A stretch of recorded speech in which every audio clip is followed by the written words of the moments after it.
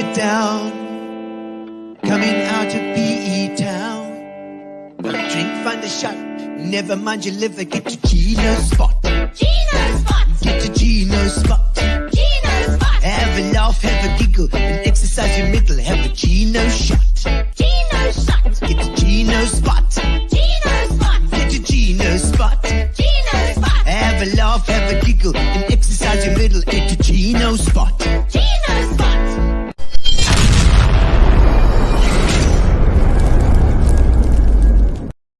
And welcome, ladies and gentlemen, to Gino's spot. I'm going to change. I'm having to put my legs. I just realized I'm up here. I'm up here somewhere. What's going on? I just have to bend my legs. Oh, ladies and gentlemen, welcome to Gino's spot. Fantastic to have you on board here tonight. Indeed, it is Tuesday, and it is time. It is time. It has been such a wonderful journey. This show has just been amazing. The last couple of a few guys that we've had have been all sports and cricket and rugby and Lord knows what it's been. We hope to just link up communities. That's what we want to do. We want to link up old friends. We want to link up people from PE or East London or Queenstown or anyone in the Eastern Cape. That's what we hope to do. And especially if you're overseas as well, it's great to have a show where you guys from overseas can check it out and see what's happening in PE. You know, we're right in the middle of PE in the Bundu. Yeah, we're in the valley, in the Barkens Valley, which is actually the Gqeberha River apparently. Kathy Marsh, how's it? Looking forward to another good show this evening. And I am as well, indeed, Kathy Marsh, because we have Trish Difford on tonight, and that's going to be a fantastic show indeed, because Trish is always full of beans. She's waiting here with the gin and tonic backstage. All right, so lovely to have you all with us. Thank you to our sponsors, of course, Fitch and Leeds. Fitch and Leeds chaps have been very supportive over the last 2 years, and so have Spa. We love them too, because they've always supported. We've over the years, we've done lots of functions with Spa as well. Always a wonderful family kind of vibe. And I think it's the families with Spa. I think, it's always supposed to be the guy on the corner. The Porus and the Greeks and those guys, eh? They've been on the corners for so long, then all of a sudden there's a Spa. And I think it keeps the family vibe going. So they've helped us out again, part of our family for sure. Thank you very much to Spa. And of course, we have a little bit of food here from Fat Cats. Thank you, Grace. She popped in a little bit earlier just to drop off a little bit of food. So we don't go hungry, because we don't want that. Otherwise, we'll be going starvation before we get the show going. So, ladies and gentlemen, we are Tuesday now, and of course, we are doing a What You're Watching tonight, which is with Darren Fuller. But before we do that, we're going to sing you in with a song. So, let me know where you're watching from. Let me know where you are and what you're drinking. I'm drinking a little G&T, a little bit of Fitch and Leeds, baby. That's right. All right, so let's have a little bit of a song for you. First was afraid, I was petrified. Kept thinking, how am I going to live without you by my side? And where the comments so I can see, and you're going to see Bubba and me, and I grew strong. And Ronald Minar is wrong. What's back out of space? So I can set bet on greed. That's you in your face. I says there, hello Gino, and hello Kathy Marsh too. Trish is always a good laugh. Yes, I hope so too. Now I go. Wendy Tompkins, Thompson, and Brendy Kelly. Where are you? You need those chins after today's heat. You ride it so hot. It's so hot I can't stop. And hungry, boobs and all. Oh, everybody talks about Trish's boobs all. I've got so my life to live. I've got all my love to give. Camilla Ellis. Hi, everybody. Boiling here. Oh, Michael Clement, how's it, man? Yes, you're right, it's bloody boiling in here. Jeez, it's been so hot today, but we've had a little bit of rain coming in. A little pop in, just to cool things down, a little bit of shalalalay. Shalane Q. This is Shalane. Oh, this is Trish is pointing, saying your niece. Indeed, East London with coffee. Excellent. I like that because I'm into coffee myself. Like a bit of coffee. I was at Fordyce Road in Walmer. I think the guys got together there and they put together a market, which was quite fun. I went and did my coffee there. I was a coffee barista for the morning. It was quite fun. Pat Grebe saying at home at the pool having a whiskey. A little whiskey. Nothing wrong with that, Pat. Wendy Swaddle, how's it? Wendy, all the way from the Tsitsikamma. And Marcel Thompson going to be a cracker with Bubba Difford and you. I hope so indeed. I hope so, Marcel. Tracy Lee Morris. Hello, Tracy Lee Morris. Lovely to see you as well, Gino. I hope all is well. Everything is very well with me. As you can see, my shirt as well. I've gone for the travel look. The little travel look. Hawaii, baby. Aloha. That's right. Christine Simpson. How's it, Christine? Trish's daughter-in-law, I see there. The family's in the house. The family's in the house, ladies and gentlemen. All right, ladies and gentlemen, we have tonight, of course, Darren Fuller is our watching guru. She tells us what we should be watching on Netflix. And if you're looking for something to see, a little series or a little something, it's normally horror and Christmas. That's what she likes the most. Let's see what she's got to say today.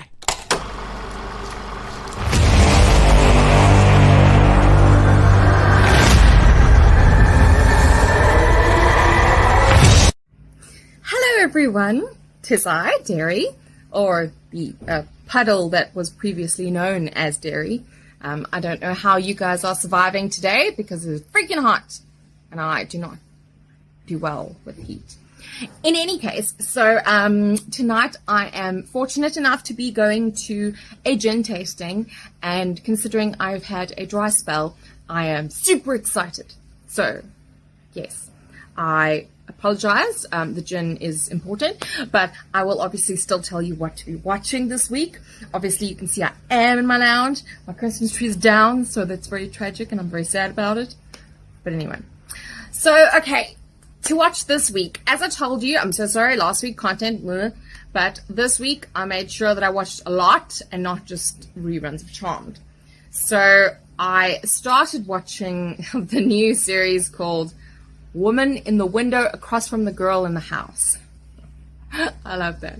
Sorry, it has Kristen Bell in it, who is just fantastic. I absolutely adore her. And it's basically, I suppose, it's a parody of lots of different, like, tense thriller horrors. Single woman living by herself. She's really depressed. She's had a lot of challenges in her life, and she's drinking a whole lot of wine. So I really related to her on a personal level. And this new guy moves in across the street, and it's just, guys, it's just so funny. It's so good. She keeps forgetting things. Like, how did I forget that? It's just really, really funny. It's very good. I've only started watching it, but it's anything with Kristen Bell in it is fantastic. Okay, and then I managed to watch quite a lot of movies. None of them new. For one, I watched a movie called Killer Party. It was so random. The premise is these three teenagers, they basically get involved with, like petty theft. They'll break into people's houses and try and figure out what their safe codes are and steal whatever they can see. And one of the kids, his father is a gambler, and he gets into trouble, and these gangsters say that he needs to give them like $10,000, otherwise they're gonna his dad. So, or one of the teenagers is, I don't know, catering for this really fancy party. It's really, really fancy too. So they go, no, we have to all assist you and steal these very rich people, steal from these rich people. But what they don't know is that these rich people are all murderers, but they're addicts, so they've been clean for like a number of years, and this is like their celebration, annual get together to say, well done guys, you haven't murdered. So it's such an amazing premise. I wish I'd written it myself. It's so funny. I mean, funny, but stabby. It has Robin Tunney in it, Julian McMahon, Cole from Charmed. Very good movie. I really, really enjoyed that. Then I also watched like a Hallmarky movie because, you know, I'm equally murdery and romancy.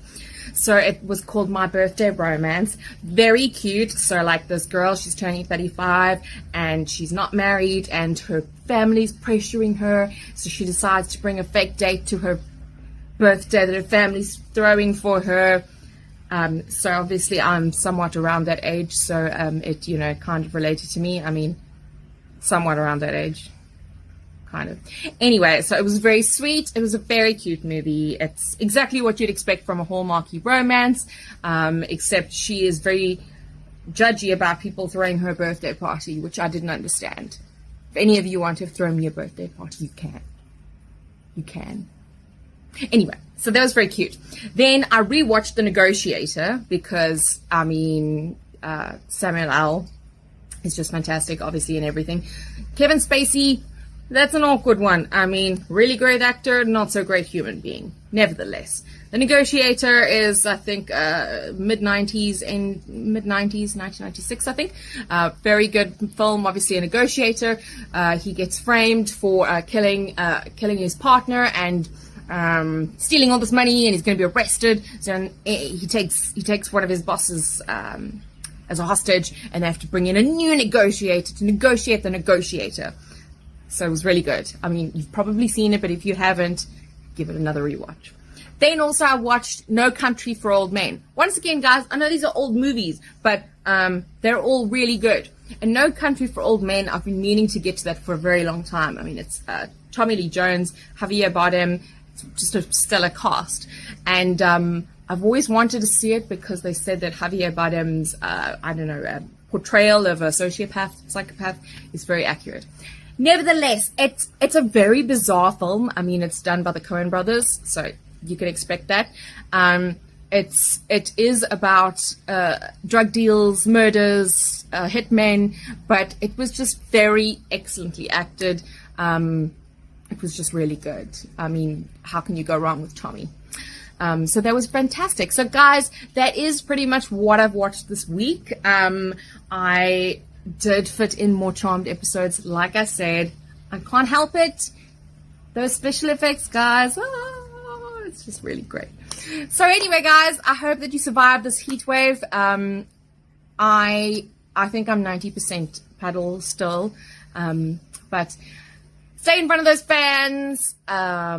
Drink lots of gin and have a fantastic week. And then I will see you next time. Goodbye.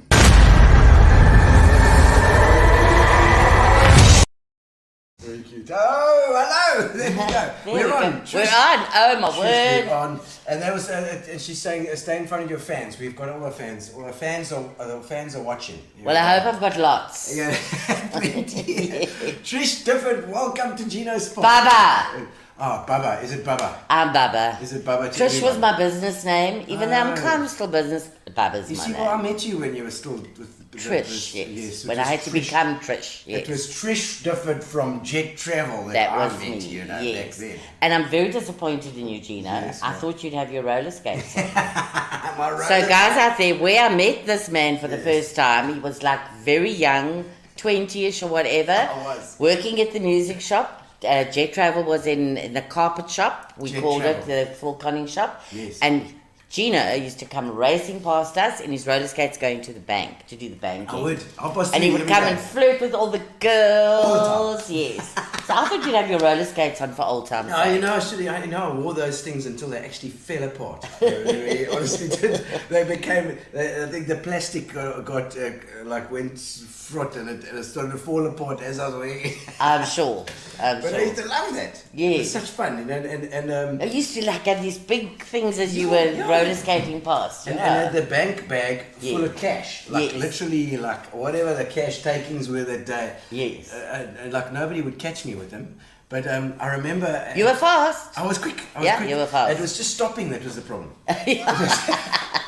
And I actually never forget. Bobby Bullock was the bank manager at Standard Bank in Ring Street at the time. I don't know if you guys banked at Ring. No, we were with Trust Bank in those days, which then became ABSA. Okay, yes. down the other side. No, we were in Ring Street. Ring Street. So they had a big office there, and the First National Bank were further. Yes. Where was the Standard Bank? Standard Bank was in that. Oh yes, you'd go in that. Park So you'd Towers. go past the ABSA into the to there. Yes. Okay. Yes. That's Trust Bank. Yes. I used to shoot down that road, and I remember the one time I was going, must have been going about 30 k's an hour on these blades, and somebody pulled out of their driveway. Yes. And I whipped around and wiped out. and as I got up, Bobby Bullock, the manager of the bank, was standing there saying, "You're all right, everything okay?" Where was the bank bag? I had it in my hand. You had it in your hand. Oh, good. No, you don't glad. let that go. Yes. But I always, I'll never forget, because Sean Gous, who used to run the place as well, used to stand at the front door and just hold it out. Gino, it's time. It was 5 minutes to go. Poof, every day.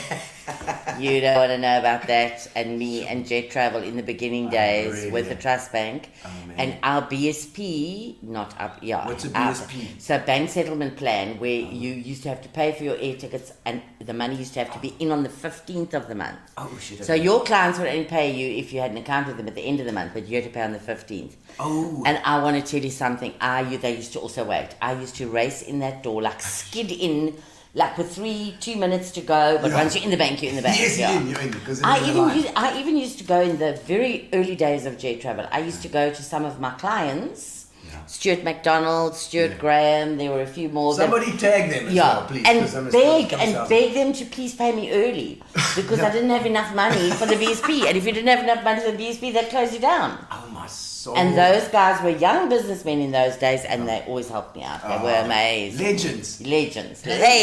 You know, and you know what, that speaks so much to what I love about, and this show has taught me, is that connections with people, getting to know people,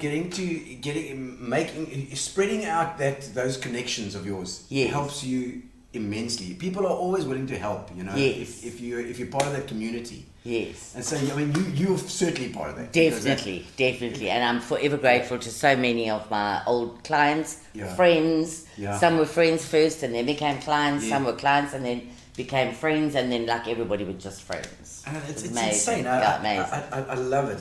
And but we're going to go back to talk about Jet and stuff. Sure. But I want to find out what you're doing now at this stage. I know you've got the water place in Lloyd Road up 6th Avenue. 6th Avenue. Yeah. If you go up 6th with the Avenue, drive-through, as you see the bridge, the footbridge appear in front of you, just before that you go to the water. Yes, and you drive through, you don't even get out your car. It's a drive-through You water drive place. through, it's been for years and years and years. So the guys come to the car, they empty the bottles, and they go inside, they clean the bottles, empty them full. You don't even have to get out your vehicle. So literally you just drive, have you just your thing and making a circle? Yes, it does. So you drive like that and you drive out. And that's William's business, but I deal with the staff. So at the Waterboy, William does all that stuff, and I do the staff meetings and the staff stuff. I've got a meeting tomorrow, which I've got to start preparing for. With it. But that isn't my main business. So what I'm really doing at the moment is I'm doing my properties. Okay. So I bought the properties when I owned Jet Travel. Okay. Because I can't have cash in my hand. Yes. You tell me a story about a child, an animal, or an old person that's in trouble, and how much do you want? So I've given away all my money. I'm actually poor, to be honest with you. I am. I've given it away, but you know what? Money doesn't make you happy. No, it doesn't. Not at all. So I realized very early on that I needed to spend that money. Which I did. So I bought properties, paid cash for them. Okay. So I was very lucky during COVID, where a lot of landlords weren't getting rentals, and they also had to pay bonds. I didn't have to pay bonds. So if I wasn't getting rental, it didn't affect me as badly as it did many people. Of course, So I have like 13 tenants. Okay, wow. Yeah, and let me tell you something, it's hard work, because if there isn't a geyser breaking or a roof leaking or a front door that's come off its hinges or whatever. So I'm on the buzzer all the time sorting, and you go through a period of time where everything's fine for about 3 years, and then you get knocked. And geysers go, everything. I mean, last year, my financial year end was yesterday. Yeah. And on the properties, I worked out that I spent 600,000 rand. Whoa. Yeah, because all of a sudden, everything just happens. Breaks. Yeah, so, you know, that's the way it goes. But I must say, I do enjoy it. I'm a bit tired of it, but I'm still trying to get rid of travel.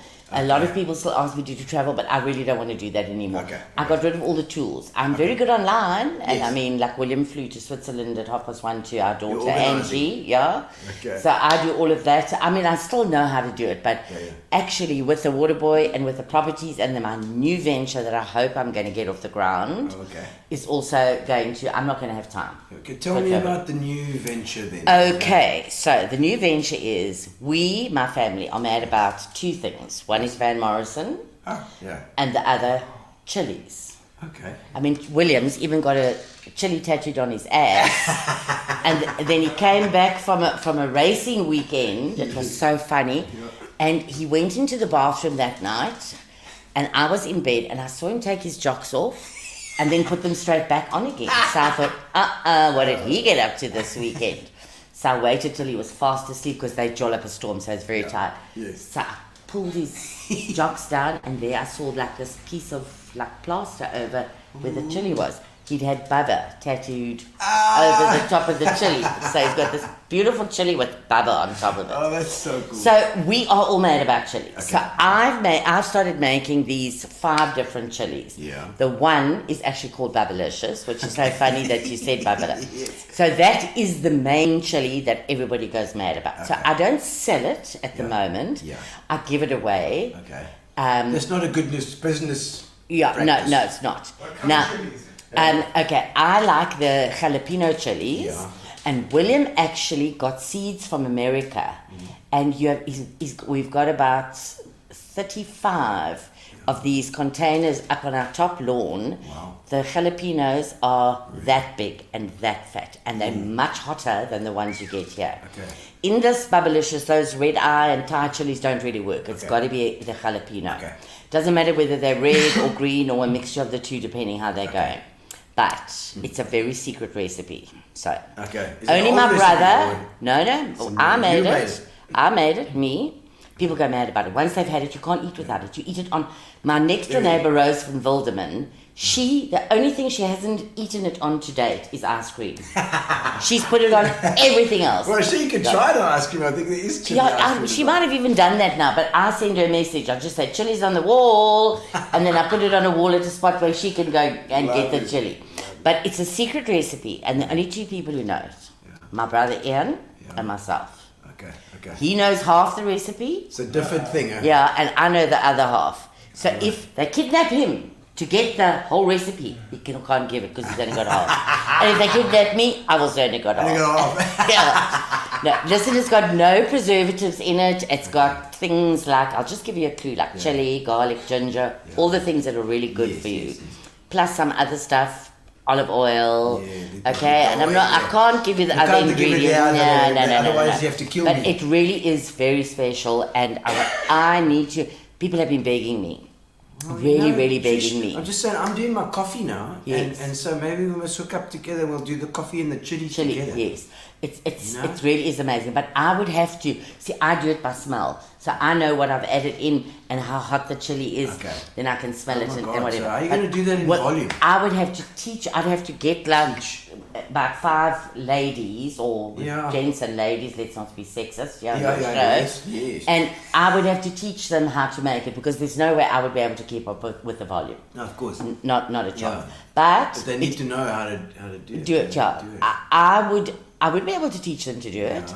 And then my daughter-in-law, Christine, that sent in earlier a message. Yes, I saw that. So she's got a shop called Aruna Foods, which is a vegan shop in one of my buildings in Westbourne Road. Okay. So she sells like frozen takeaways, and there are things like rusks and her chocolate chip cookies and sausage rolls that you think they need. You think they have meat in them and they don't. Okay. But she taught me the one thing I've got in it is not vegan. But she gave me a replacement for that. Oh, I see. And I've done it. Okay. And if I can get it right, I'll teach her ladies how to make it, and they can make a vegan one in her shop for sale because it tastes Almost exactly the What's the same. shop called? Is it Aruna Foods. Aruna. Yeah, corner of Westbourne Road and Dickens. So my building Yes. where Tues is, Yeah. the full shops, she's got 2 of the shops. Okay. So the one you can go in and have a coffee and have a sausage roll or one of her rusks or whatever the case is. Okay. But she's got a walk-in freezer with all these frozen meals. She supplies to the spas, all the spas lovely, she okay. to East London and all over the show. lovely. And people go in and buy like 7 meals Yeah. for the evenings. For the nights, Yeah, for the so, nights of the week. yeah. It's a good plan. A lot of people are doing that these days because you find, you know, what I find is that like you buy, if you go to grocery shopping and you buy too much, Yes. and you end up chucking stuff away all the time. Yes. It's like you buy a whole thing of lettuce and you only use like 4 things of lettuce or whatever, you know. So buying from somebody who's making like home cooked meals Yes. is not a bad plan because you actually save money in the end. It's not a bad plan, and especially for vegan food, because vegan food, to make it really taste nice, you have to know what you're doing. That's true. So, you know, That's and true. there are lots of more people would become vegans if they could cook properly. So here, you buy it frozen, and you ready to take go. the frozen meals, put them in your freezer, Okay. take them out day by day by cook day. it as you go, Yeah, and and it's she's all got stuff in like in Main Road Warmer Spa, she's got her own like fridge there. God, it's hot. Look at me. It is, man. It's fine. I see Gail, let's have a look at some of the comments. Gail Suter Roberts. Be strong, Gino. Trish is so unpredictable. Jy gaan swaar kry. They're going to flash. Well, it's very possible I might. You know, I've seen boobs before, you know. But there's another one, the boob. They always talk about the boobs. I know, I used to flash my boobs all the time. All the time, Terrible. all the time. I remember flashing in, what was that one? Tony and Struan owned it. Yes, what? Lamed. Lamed. And no, listen, and we'd been having drinks in the office. I was already half cut. Yes. And I walked into Lamed and there was somebody I knew. So I flashed my boobs and I looked straight into the eyes of one of my biggest clients who had just seen my little titties. I was so embarrassed, I didn't know what to do. Anyway, I got over it and I flashed again that night a few times. Anyway, Yeah. that was cool. That area at that time as well. It was Parliament Street, eh? Yes. And I used to play there at Pizza Palace. Oh, We yes. were in the band. Yes. Because Ashley and I used to work, Ashley Ashington the third, and Yes. myself used to work at Pop Shop right next to Jet Travel at that time. I see Leona Russell, thanks for the great weekend. Can't wait to watch you tonight. Says Shane. Leona was one of the girls that came for the weekend, Oh, where we had a lovely. jol and they saw me swimming naked the whole weekend and running around the You house mean swimming naked. naked again? Oh, I mean, yes. So you like this naked thing is a thing. Of I'm a yours? nudist. A I nudist. hate clothes. And in this weather, who wants to wear clothes? I want to be sitting here naked, but that could shock You a few know, people. Gino's spot. We're okay. You know, I can see you. I've even got a bra on, check. You know. I never wear bras, I've got a bra on. We see you now. I feel special now. Yes.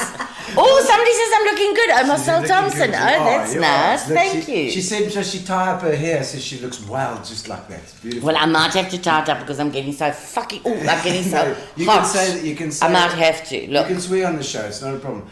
Donnell Goldberg says looking forward to interesting stories. Oh, yes, I've got No, a few. we'll get to some of those I've got a as few. well. I'm sure. Neil Thompson, my turn to watch you. How you, Neil?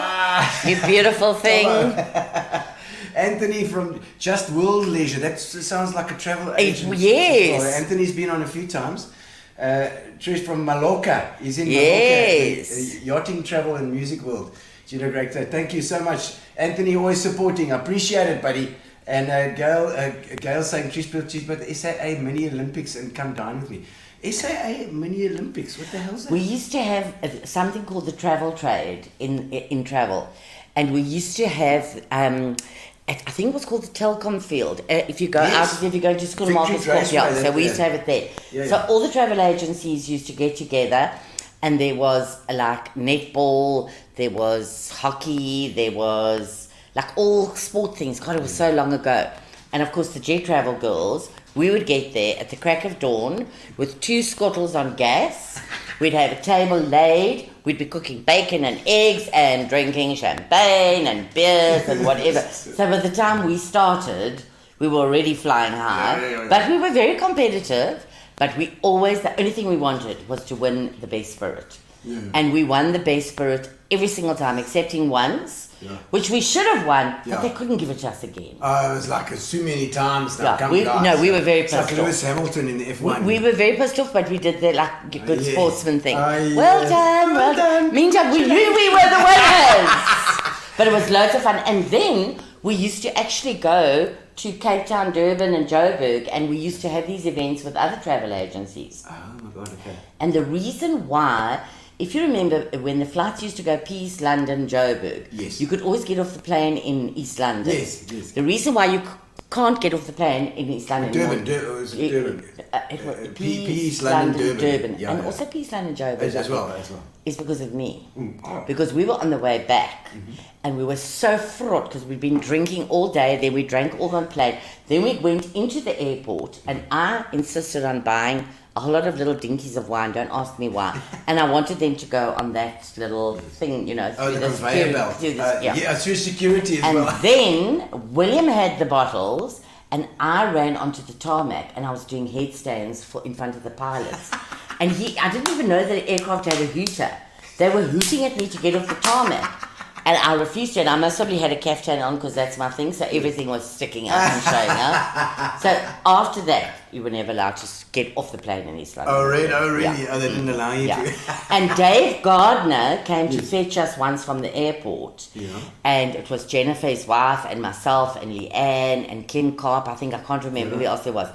We had so much luggage, and I don't know how it was, but we got into David's car, and all the luggage couldn't fit in the car. So all the girls took their bras off. We tied them together. We put the suitcases on the top and tied the bras over and held it on the other side.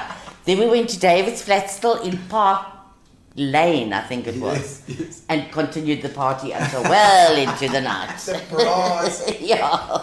Oh, I saw, Dave is a legend as well. He was on the show a couple of week or two ago, and he's been fantastic. Of course, he owned a Pizza Palace when we were playing. I never went there. Oh, didn't you? If anybody ever says they saw me there, dancing on the tables, it wasn't you. It was not me. I got engaged to William in the Pizza Palace. Oh, really? They locked me in the storeroom because I'd been out for lunch with James Mackenzie's sister, Nanette Rogel. Very good friend of mine. Her birthday's the day before mine. Okay. And I went out for lunch with her, and William kept on coming and saying, "Time you finished. Come." I say, "No, go away. I'm having fun. Tequilas and whatever." And then eventually, when we got to the Pizza Palace, he said, "Kidnap her and lock her in the storeroom when she goes to the loo again." Yeah. Because I can't control it. And then he proposed to me in the storeroom at the Pizza Palace. Soul. So you decided that was the time. Yeah. And you were drunk enough to say yes. Well, the problem was that he knew not to give me a ring, to give me just a diamond. Oh, I see. So by the time I dropped the diamond in the storeroom 3 times and found it, and then he tied it in this little pink bag on my finger. So I woke up the next morning with a terrible headache, and I went like this, and this thing hit me in my face, and I went, "What? What's this here? Well, yeah, what's this in my hand?" What is that? We got engaged last night. Oh, my Lord. Oh, there we go. That was like 34 years ago. What year was that?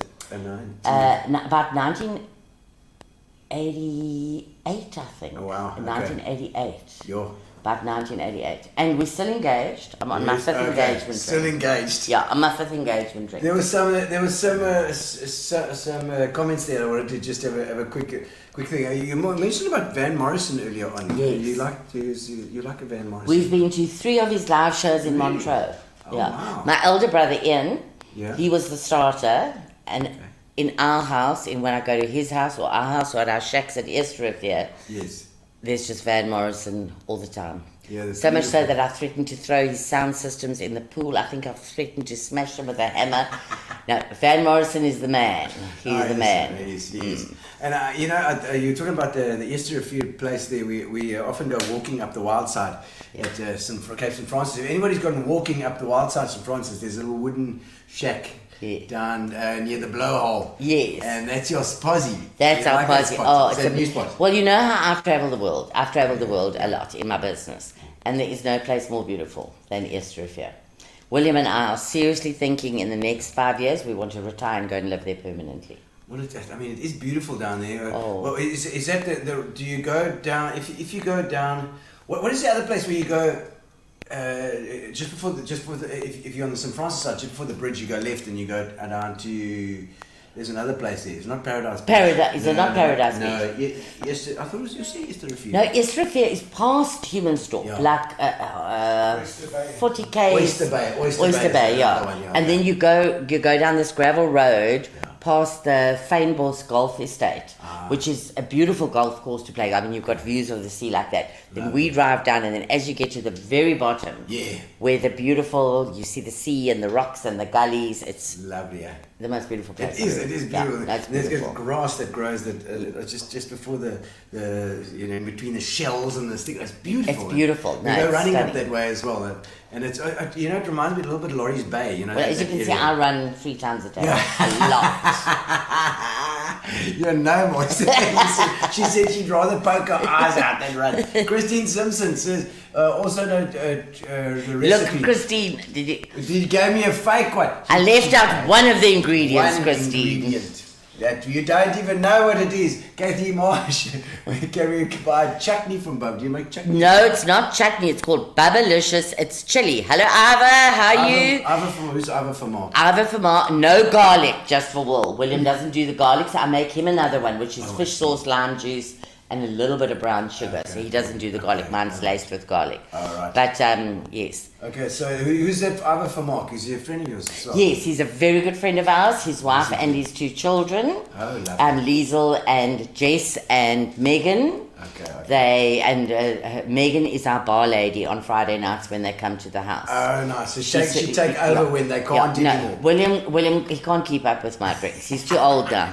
We need a young runner. Mike van Vuren. How you, Mike?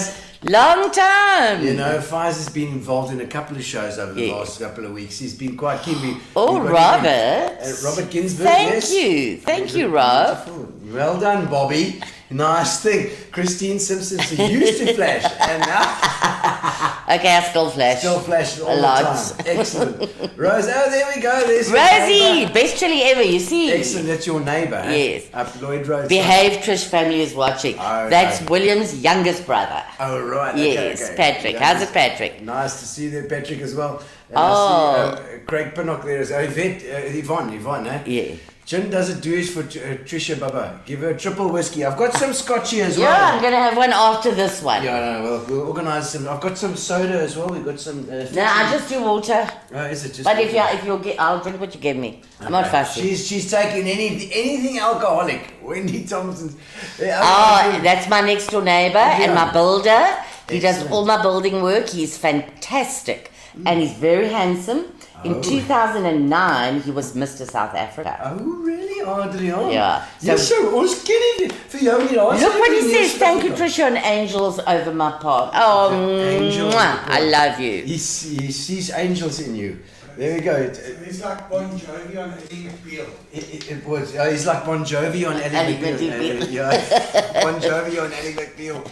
Excellent. Sharon White saying, how's it? Hello, Sharon. Long time. Keith Meyer saying, next to Obostrand. Yes, that's it. Next to Obostrand. That's like your for the founder of Esther. Okay. And I saw Claude also sent a message just now. Yes. Claude.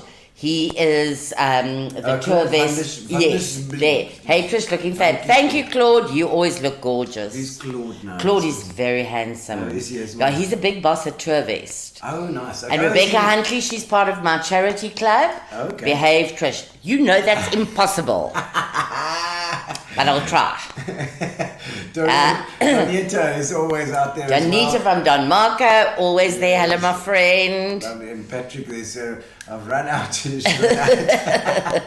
Lots of love from the Netherlands. Oh, Chanel, how are you guys? Love the longer hair. Oh, thank you very much. She's been letting it go, My word, Renette Colby, Renette. she's got the hairdresser just down the road. How's it, Renette? I know Renette well. Yes, of course, she's in Westbourne Road there, does very nice hair. Yeah, and that's Rebecca again. Hello, Rebecca. Don't let Bum put the empty glass on her head. Or what is that? Oh, yeah. When I'm finished to drink and I need a refill, wherever I am, I just stick my glass on my head, and then William comes running for wherever he is. I'll do it. I'm here for you. Yeah. I'm here for you tonight. And then Craig Pinnock is the ultimate fairy godmother and wearing the dress. Oh, thank you, Craig. That's so sweet. That's very sweet. Oh, it's lovely. You know, this is the advantage of having over a TV show in that we get to chat to all the people that are watching. You know, they could easily put in a comment, and I found it's like TV with interaction. You know, but it's brand new to me. I'm so bloody old. I don't know about this shit. I mean, I had no idea how it was going to work. I mean, anyway, it's very interesting. I quite like it. And it's got a vibe, you know. It's live vibe. You know? Yes, definitely. Cool. And I'm allowed to swear. Yes, she can swear as well if she because wants. I've got a mouth like a sailor. But I'm going to try and be good because my brother told me not to embarrass. Oh God. The family. Okay. Is Difford your maiden name? So, yes. You know, because you're just engaged. No, I'm just engaged. Engaged. Yeah. Yes. For 4 years. We've been together for 35 years. And is there any specific reason that you don't want to get married as such? I just, that's the weirdest thing because when I was at school. Yeah. And you had to change subjects from maths and Latin or domestic science and needlework. I decided that I wanted to do, that's very weird, domestic science and needlework. No, the teacher said, no, you can't. You have to do maths and Latin. Yeah. I said, I don't want to because when I leave school, I'm going to get married. I'm going to have children. I need to be able to cook for them and I need to be able to sew in case I don't marry a rich man. So they called my parents in and my parents said, you have to do maths and Latin. Wow. I said, well... You know what I'll do if I don't want to do maths and Latin. Yeah. I'll just fail hopelessly. I won't even fill in the exams. Yeah. So my mother said, I know her, so maths and Latin it is. I mean, domestic science and needlework it is. So I did domestic science and needlework, and when I left the matric gates, my boyfriend was sitting in his car with an engagement ring. I swear to God, yeah. And what has happened? I never got married. I became a career person. It's the craziest thing. Was that in the thing? No, it wasn't. No, it was your first engagement then. Yes. Okay, and that didn't work out. No. I didn't actually. I remember it was a beautiful little sweet engagement ring. He lives in America now. We had a fight. I threw it out the window. I was young and wild. Well, you're still young and wild. There we go. You look very pretty tonight, but swear too much, says Leanne Harrison. I haven't sworn at all, Leanne. Leanne is my best friend. That's not the same Leanne as Jen? Yes, that's my Leanne. Yes. Is that Leanne? I know Leanne. Yeah. I love you, Leanne. But let me just tell you something. That Becky that keeps on coming in here. Yes. Leanne's having an affair with Becky. Oh, right. Okay. And actually, at Easter affair, we were there a few weeks ago, the girls. Yes. Becky and I decided, and you better be listening to this, Leanne, we're going to dump Leanne and we're going to get together. Because she's playing between me and Becky and me, Playing the field that Leanne, yeah. What do you call it? The vicious triangle or something? Yes, that's what Leanne's doing. Oh, she's doing the love triangle. That's what it is. But Leanne's going to come on second base because Becky and I are going to dump her. Oh, right. You see, Leanne. Yeah. Now, is Leanne still doing the travel trade? Yes, she's in the Tues building. Okay. So when I sold to Bidvest, then 3 days later, Tues flew me to Joburg and interviewed me and asked me to take over their portfolio in PE. And I said, on condition that you rent my building from me. Okay. Which they did and have ever since. So I had a contract with them, which I did my contract. Yes. They asked me to renew the contract. But if I'd continued with travel, I would be dead. Seriously. Because it's stressful. That is a stressful industry. Yeah. And I was so used to having my own business where I did all the after-hour calls until the staff, actually, Anne was instrumental in that, saying, we have to take some of the after-hour calls. Yeah. I mean, sometimes I'd be in the office at 2 o'clock in the morning. Yeah. Because you didn't have laptops and cell phones that you could take home. Well, Martin Neff told me about a story. Yes, Martin loves that. Even Ross Clemens. Ross Clemens. Yes, my old friend. Yes. Ross's birthday on the 6th of February, I better not forget. Oh, wow, okay. Yeah. No, you see, that's exactly what you're talking about. I mean, they said that they were phoning literally at 2 o'clock in the morning, you guys are still getting stuff together. Yeah. And you knew people who knew people. Yes, absolutely. Okay. Well, people used to phone me, my client friends, they'd be having a dinner party, where should we go next? They'd phone me 11 o'clock at night. Hey, Bubba, where should we do our next holiday? We want to do a galette. We want to do this, we want to do that. Yeah. It was never too much trouble for me. Because I was so passionate about... Yeah, you enjoyed it. I loved every minute of it. I remember you did. But and you were busy. flippin' busy. Yeah. But the big thing was that I was completely Gail Suter Roberts. Trish's mom was Angela Difford. She was a Springbok squash player, amazing woman. Trish's Yes, my mom was. player. And my mother started Black Development Squash in South Africa Really? 35 years ago. Wow, okay. On the day my mother died at 91, we dumping her, Trish, you see. Becky says we dumping her, Trish. Rebecca's dumping On the day she died, at 91, she coached 3 sessions of squash that day. Holy crap. At 91, and to the schools, not even to like older people, Holy crap. to kids. She was so, I mean, she was remarkable. Yo, 3, at 91, she sounds was like coaching. Stapes. Do you know Alan Stapleton? Stapleton, yeah. My mom and Alan, yes, they knew each other very well. I knew Okay. him through the squash. Well, he's yes. also 91 now. as I well. don't think quite. Oh, magic! You know? And it's because I mean, it's the travel thing is so about who you know in your connection. Okay, I have to tie my hair. It's too hot. Okay. Excuse me, I'm going to get my. Tie it up. Kathy Marsh says we won't tell anyone. I'm not sure what she was talking about there, about not telling anyone about what. Slap that door. Slap that door, she says. Natasha Thompson. Now, Natasha, where is Natasha from? Is she a friend of yours as well? I don't know. I'm not sure where Natasha's from. Shawnee Heath says, Yeah. Bubba, you're a beaut. Thanks for an awesome weekend. So good to see you. Love your energy. Now, so, I mean, Okay, you're wait. full of energy. I am full of energy for an old chick. Yeah, you know. Okay, wait, I no, I think look for a young chick as disgusting. well, you're I'm also- using this as a mirror, guys. Sorry. Oh. I'm just too hot. Robert Ginsburg, Trish one came into the office at 2 a.m. to help 25 stranded people on a plane with no open seats. That I did. My God. I did, yeah. And how do you do something like that? I Well- mean, that's like a magician. Yeah, I did. I used to do that all the time. I mean, I can still remember a man phoning me at 3 o'clock in the morning, because then you didn't have laptops. Yeah. Obviously, it became much easier. He phoned me at 3 o'clock in the morning, 4 o'clock in the morning, to say his son was stuck in Canada somewhere. So I said, I'll meet you at my office right now. So I got into the office, and there he was. And then I was trying to find this booking on the computer, and he was holding the papers down here. Yeah. And I couldn't find a ticket. I could find that like a quote had been done. Yeah. And then I said to him, can I see that piece of paper that you're hiding away? He hadn't booked it with me. He'd actually got a quote from us and whatever, but the son had booked it with an agency in Pretoria. But of course, nobody answered their after hours phone at 4 o'clock in the morning. Yes. And the guy was trying to get in the plane. So I said, I'll help you. But I can't help you with that ticket because they won't let me change that ticket if I didn't make the booking. So the only way I can get your son in Buy a flight new is ticket. brand new one-way ticket, Yeah. which is the Which route you we had did. to go. Yeah, sure. So at least you got the business. Yes. No. There must be lots of stories like that. Can you remember any Millions. others? I mean, like late night flipping stories. What's his name? Ross was. You talking about Nettie and his mate. I don't know what their story was. I remember you because we're going to be interviewing him in a.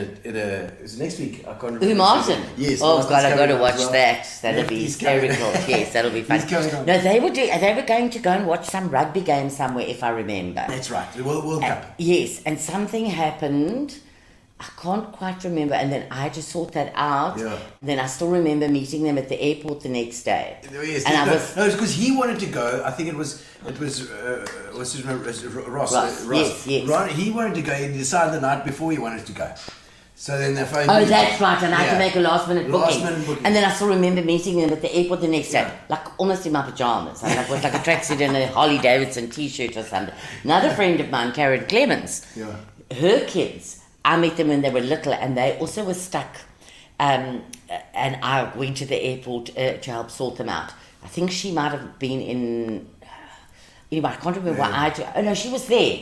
But I also arrived with a Harley Davidson T-shirt and like a pair of pajama pants and tracksuit pants. Now they're grown up, and I mean they always still laugh about this travel agent chick, this businesswoman, Harley Davidson with no bra, no Brooks, no whatever the case is. So there's so many of those stories. But no, I mean, is it because you guys have a back door into these things that you can organize this stuff? I mean, because when I haven't had a ticket or whatever, it was just like tough luck. No, you see, because if you've got it in your system, then you can sort it out. Then you can sort it out. And also, like not in the night time, but in the day, you had reps from all the airlines and the tour operators that would.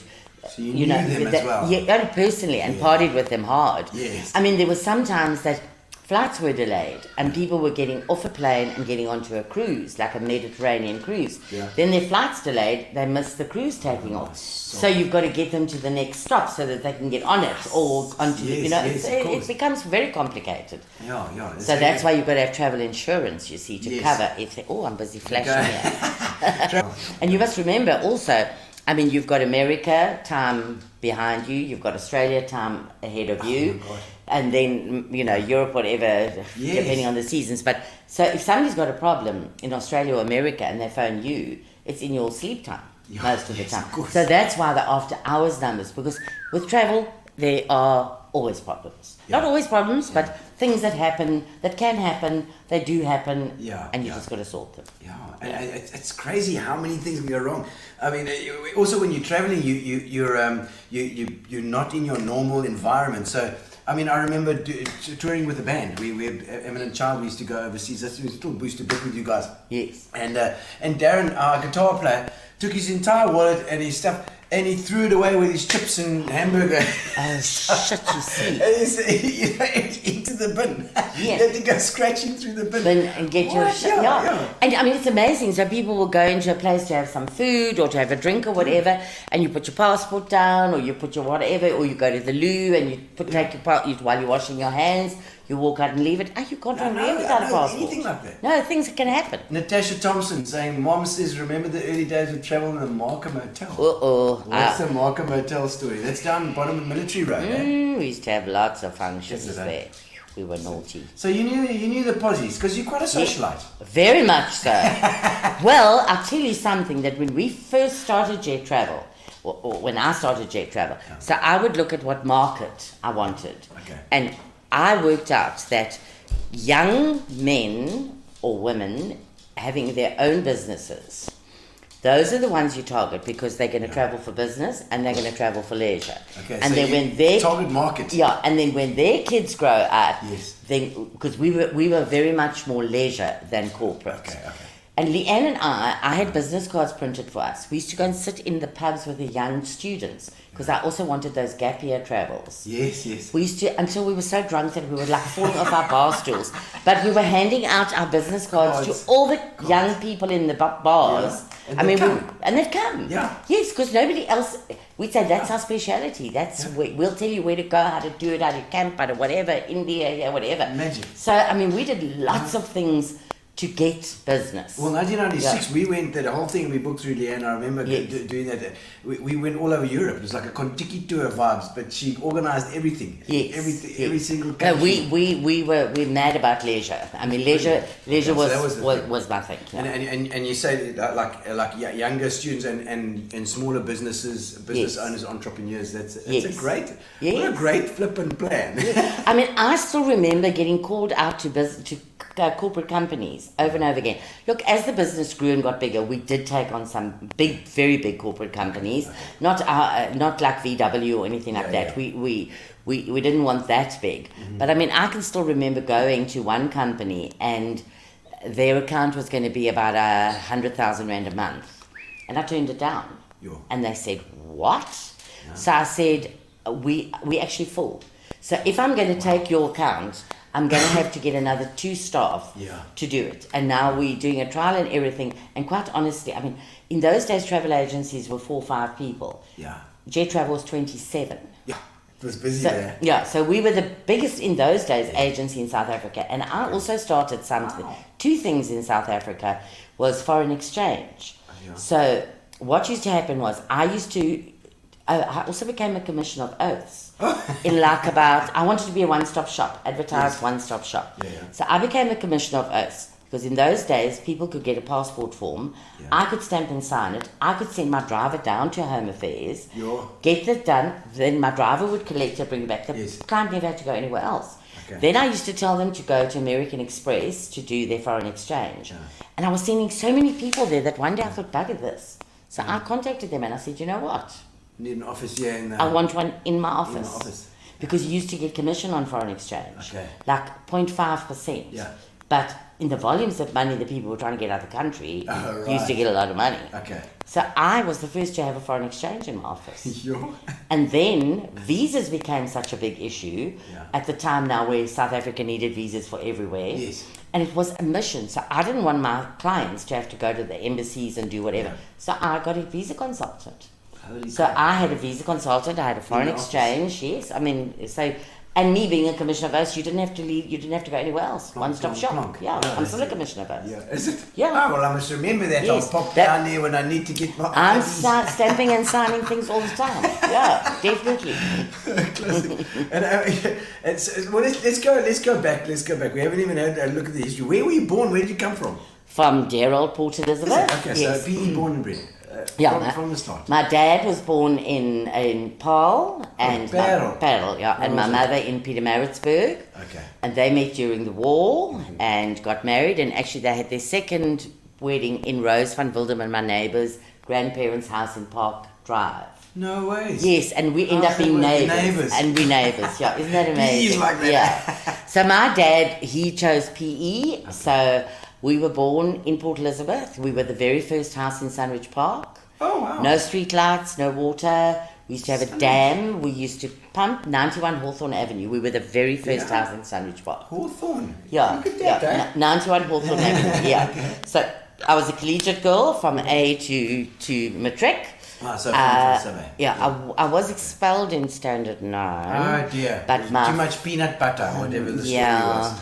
I was very naughty, and then my father went and spoke to the headmistress and got me to do Thank you. my matric there. Yeah. Oh, so you were Yes. still there, but you were undercover. Yes, yeah, Yeah. and I promised I wouldn't do anything naughty again, but then Was that also to do with your needlework and thing? They were trying to tell you to do Latin and maths. yes. No, I was just well. Actually, what happened was the biology teacher never came to school that day, and then I decided that the statues Yes. were very dusty, and they needed to have a little bath in the little quad in the middle of the grounds at nice. collegiate, in the middle of the school. Yes. So I was giving them a bath when the headmistress came in her cloak. So I ran, and there were these big pillars, and then as she was trying to find me, I'd hide behind a pillar, then I'd hide that way, then I'd start running that way. Then right up at the top, and then I got right up into the top in the hall where there's lights and the sound and the whatever at collegiate where the school Climb is it up. now, yeah. And Hiding she was- away. I made a fool of her. She was very cross. Oh, no. So I was expelled. And collegiate was very, and at that time, schools were quite, also, if you didn't fit in that box, did you not fit in that box? Were you not in that school thing? Did you enjoy your school life? When I was in junior school, I loved school. Yeah. So I actually was like I got a white girdle for deportment in sub A. Oh. I think I was one of the first, and I had a girdle from sub A to. What does to the matric. girdle mean again? It's your deportment, like how you sit and you walk, that you walk up straight deportment. Yeah. I didn't know there was a word Yes. for that.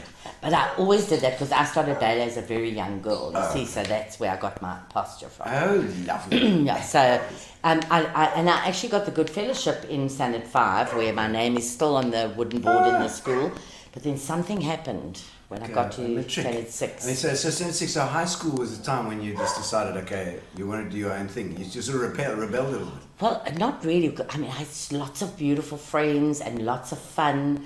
But then, I mean, boys were after me because you can only say this when you're all fat and ugly. But I mean, I was quite a good-looking girl in those days. And the guys were after me, and I found out about drinking and smoking. And so I was like, Well, they like a rebellious girl. I used to smoke at the toilets Oh, at yeah. school, out the windows. Yeah.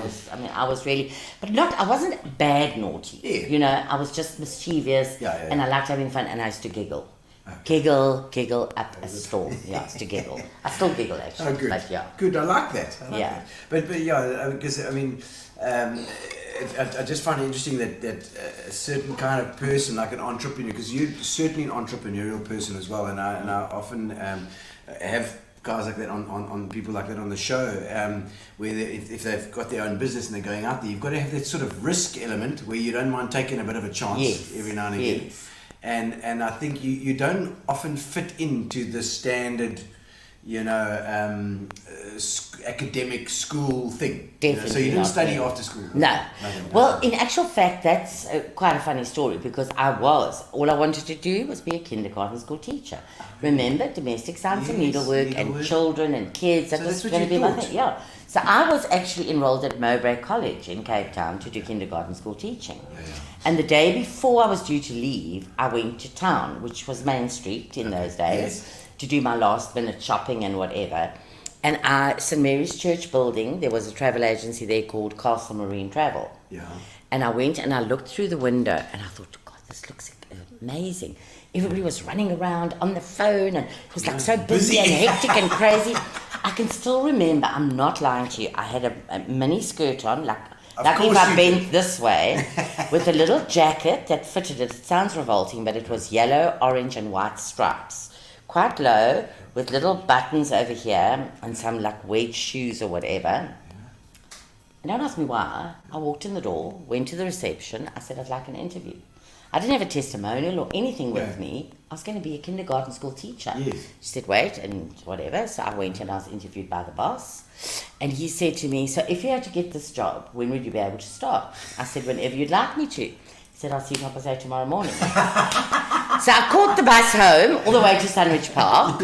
And my mother, my parents and their friends used to call me Peter, P-E-T-A. I've always had lots of different names. It's like a German name. That's why. Peter, we need to get you ready now. We need to get you packed and everything. So I said, I've got something to tell you, Mum. So she said, what? So I said, I've got a job. She said, you've got a what? I said, I've got a job. So she said, are you mad? You're going to college tomorrow. So I said, no, I'm not. I'm starting to work in a travel agency. She said, a travel agency? You don't even know where Russia is. So I said, like this facing, I do, it's over there. So she said, why do you want to work in a travel agency? So I said, I want to go to Rio. Never thought of Rio in my life before. So my mother said, I said, you give me a chance to do this for a year. And if you don't think it's the right thing, then I'll go to college. But we never discussed it again. Wow. Because it We was... went from there. Yeah. So I mean, what was it called? That business was called? in those days, Castle Marine Travel. Castle Marine Travel. Yes. So you worked there for a while. Yeah. So I actually, my travel career went in 5-year stages, which is kind of crazy. Yeah. So Castle Marine was 5 years. They amalgamated with Musgrove and Watson Castle Marine. Yeah. And not everybody was taken across, but I was, and that was another 5 years. Okay. Then a woman called Pat LaRue, this thing's gone off as it's No, it's just Gary. It was what Gary flits and flows around with our screen, but it's fine. Look what Claude's saying. Claude Van der Spook says, he was my boss when I went so for Tues. Oh, really? Okay, Yeah. okay. If only young travel staff could hear you now. No. It's true, just to walk in like that as well. Just go. Yes, okay? just go. And so 5 years and 5 years like that. Lovely Lots Bubba says John Luke Collier. How's it, you naughty little shit? Is he a naughty little shit? Ooh, he's so naughty. Hey, Keith, how's it? And we've got, of course, we've got a little bit of punters here. We having your punters here. We're punting tonight, Keith. Yo, look at me. I'm sweating so much. My hair's wet. It's very hot tonight. Yeah, well, never mind. We've got a pool just in the back there. Have an skinny dips after the show. Look at that. Look. Thank you, Gail. I know you. Thank you. For SAA for many years. Definitely not. Not your first time having No, punters. definitely not. Wendy Thompson says, Bubba, did you work at Mitchell Cott's with my Yes, I did. Dulcie Tompkins. Yeah, so I actually, Mitchell Cott's, Paola Brazzali. Yes. she was my foreign exchange. Yes, of course I remember that. Because then ABSA came in, but she, I think, worked for American Express, and then the way things went, I needed to have an ABSA in, and then Paola was the foreign exchange forever. And of course I know Paola because she's Italian. She's a full Italian lady. Yes. Actually, mezzo Italiano, insieme a me. Her father was Sergio. Yes, Brazzali. yes. They used to live across the road from us, Yes, Lloyd Road. that's Yes, right. they Lloyd did. Road. Beautiful place in Lloyd Road. And she's got a beautiful little Linda! Best boss ever, and my other mother. I love you, Linda. This is Linda, because you had the team then, hey? Yeah, oh, God. Leanne was very involved. She was my 2RC for like 30 years. Yeah, Okay. she was. Leanne, look, all my staff were absolutely... Melanie, I remember. Yeah, Melanie, beautiful Melanie. Yes. No, Mary listen, Morris. I taught them all how to drink and smoke and Clearly become There you go. workaholics. Philip has got a fan for you. There we go. love you. We've got a fan. Thank you. So Oh, you see, when you're old and fat and menopausal, you can't help it. You get like this. It's more beautiful. It suits your. Oh, it suits yo, the thank you captain. so much. Okay, wait. Hold on. Oh, that's so divine. I'm delighted for you.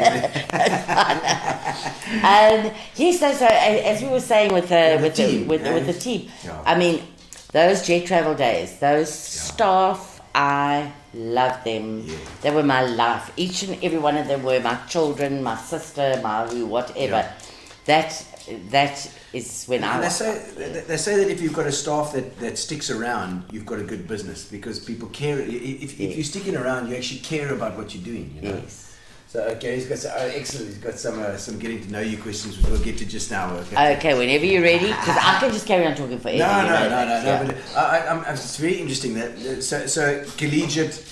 Then it's straight into the travel industry and literally 5 years per thing. Yes, and then so after Mitchell Cox, Pat Yeah. LaRue and I actually earned a license. You had to sell X amount of air tickets in order to be able, with our ARTA, in order to be able to issue your own tickets. Okay. And I mean, that was unheard of, that 2 people actually got the ARTA license in 6 months. Wow. So then I did 5 years with them, and then that's when I went to Indojet. It was called Indojet Travel, which then became Jet International Travel, 5 years, and then so I started it here in PE for them, so brand new, and then Jet I Travel. bought it 5 years later. So you bought actually the whole company. Was it were they offices? No, I only bought the PE branch. PE branch, okay. So look, I had absolutely no money. So, because you didn't earn very much money, I think You when I gave started away what working- you had anyway. Yeah, but I mean, with 135 rand, you can't give away very much. No. Yeah, and I think when it was like 175 rand, I was living in a flat and driving a car. Oh, In those days, yeah. I mean, that's just crazy. That was your But income. after 5 years, I decided that what the hell, I'm killing myself, working myself to death, because I mean, once I've committed myself to something, I just can't help myself. I just go overboard. Yeah. And because I loved it so much. So I actually phoned my boss, because he actually didn't really come to PE ever. So he didn't know the clients. It's Jet. This is your Yeah, Jet it was Travel called now. Jet International Jet Travel. International. Yeah. Jet So International. he didn't know the staff. He also didn't know the clients. An ice cream shop had been next door to us. You and that naughty Yes, Ashley yes, used we- to eat ice creams and come and eat your ice Yes, creams in our shop. yes, I we did, remember yeah. that. Yes, Ashley. And anyway, so I said I phoned him and I said, most wonderful man, Peter O'Donoghue. I said to him, you better come to PE, I need to have lunch with you. And I still remember we went to Sabatino's. Yeah. Oh, so So, across yeah. the road, of course, it was in the Yes, in the Alcove. So I said to Peter, I want to buy your travel. He said, are you crazy? So I said, no, I want to buy your travel. I'm working so hard for you, which is fine, thank you very much. And I said, but, and I said, the ice cream shop next door is coming available, so if you don't sell it, I'm going to move next door. I'll be in Sanderson, all staff in the group, all staff will come and all the guys, so you have to start a business for that. So that's great. I said to him, how much will you sell it to me for? So I said, well, I don't know how to sell it. I don't know how to sell it. 100 pounds. So I said, okay, 33,000 rand, including all the office furniture, the fax machine, the motorbike. On top of that, I want to run through your IATA license for 4 months until I get my own, so that I get the commissions. And he agreed to everything and did it, and that's how I started Jet Travel. So for a third of the price. Yes, and I didn't have that money. Of course, I didn't have that money. Yes. So I asked my parents, and they took a bond on a flat in Humewood for me for the 33,000. I paid it off in 2 years with interest. Wow. They insisted I didn't have to pay the interest or even pay it back, but I did. Yes. But the funniest story is that then IATA, you had to have 25,000 rand in your bank account, which stayed forever. Oh, like a reserve. Yeah, it had to always be there in case there were errors and shit like that. And then as time went, you had to be, that amount increased in case they needed to draw money from you. Yes. So I had 7,000 rand in the Ned Bank. That was my sum total of my wealth. but I did own my flat. Okay. So I went to the Nedbank Yeah. and I said I want to see the manager. Yeah. So the manager was busy. So I sat there for hours and hours, almost the whole day. Because I insisted. So eventually, I think I screwed up your wife's fan. Oh, it's the all right. back fell off. Oh, the back There's a fell little, off, I heard it fall. Yes, Anyway, it's fine. so I sat there and sat there and sat there until eventually he saw me. Yeah. And I said to him, I would like an overdraft of 100,000 rand. So I said, because I didn't have any money to run the business now. So I said to him, the trust bank, where the account is currently for the business, are prepared to give it to me. But my loyalty is towards the Nedbank. Of course. Because that's where my account is. So what the manager of the Nedbank wanted to do to me in order to get the 100,000 rand was not acceptable. I told him to go and fly. Oh, really? So then I raced into... Is that what he does with women? Yeah. Is that the vibe, eh? He wanted to come and have a look at my flat after hours. Oh, and then maybe we could have a God. little drink or a little... I said, go. I love that. So then I stormed up the road to the trust bank. Yeah. And I said, I've just come back from the Nedbank, where my personal account is. Yeah. They're prepared to give me a loan of 100,000 rand. Yeah. But seeing as the business is already with the trust bank and you know how it runs, I would really prefer to do the With trust you. bank. Yeah. Yes. So they said, how much money have you got in the trust bank? In the Nedbank. Yeah. So I knew you had to have 25,000 to start this. Yes. So I said 25,000 rand. Yeah. So they said, okay, well, we are prepared to do that. Will you transfer your 25,000 rand across to us? Of course. Now remember, I had Proof. seven. Seven, yeah. So I now leave the trust bank. I've got 100,000 rand overdraft. I've got 7,000 rand, but I need 25,000 rand. Yeah. So I get into my car. I say, oh, I own this car. So I drive all the way to a Toyota Corolla. The man's name was Stan Lee. I said, Stan, I need to sell this car. I need 18,000 rand for this car. Now. So I remember standing there. He went off. He came back with a check for 17,000 rand. 1,000 rand short. Now I'm standing. I've got... And then I realized, oh, fuck, I don't have a car. I walked across to the West Bank. There was a West Bank in there. And the girl was actually a girl I was at school with. Her name is Dale. Yeah.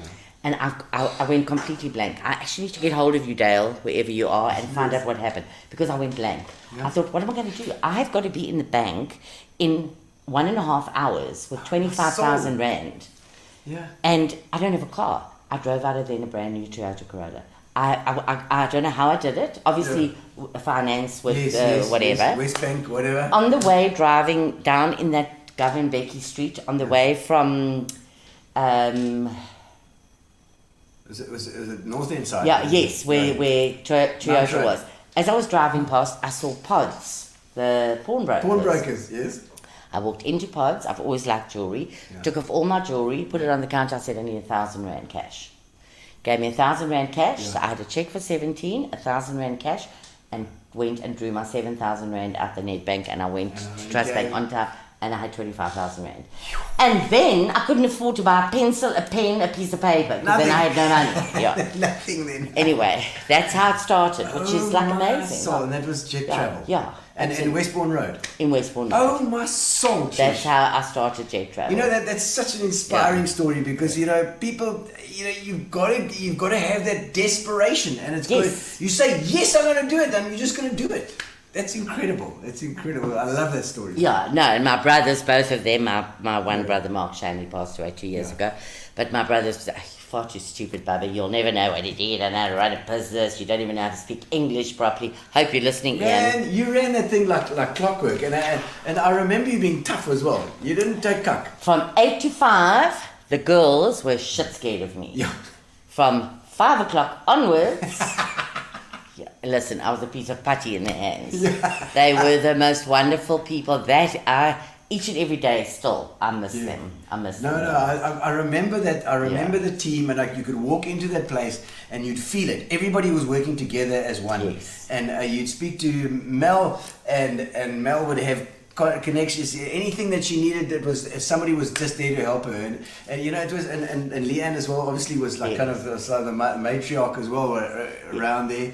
But you could, and then we'd see you out at night. We'd go to Cagney's, and there's the Jet Travel girls. They were all there. Well, all their party, because we used to work so late. I mean, the girls never actually wanted to go home because we were just having such a jolt.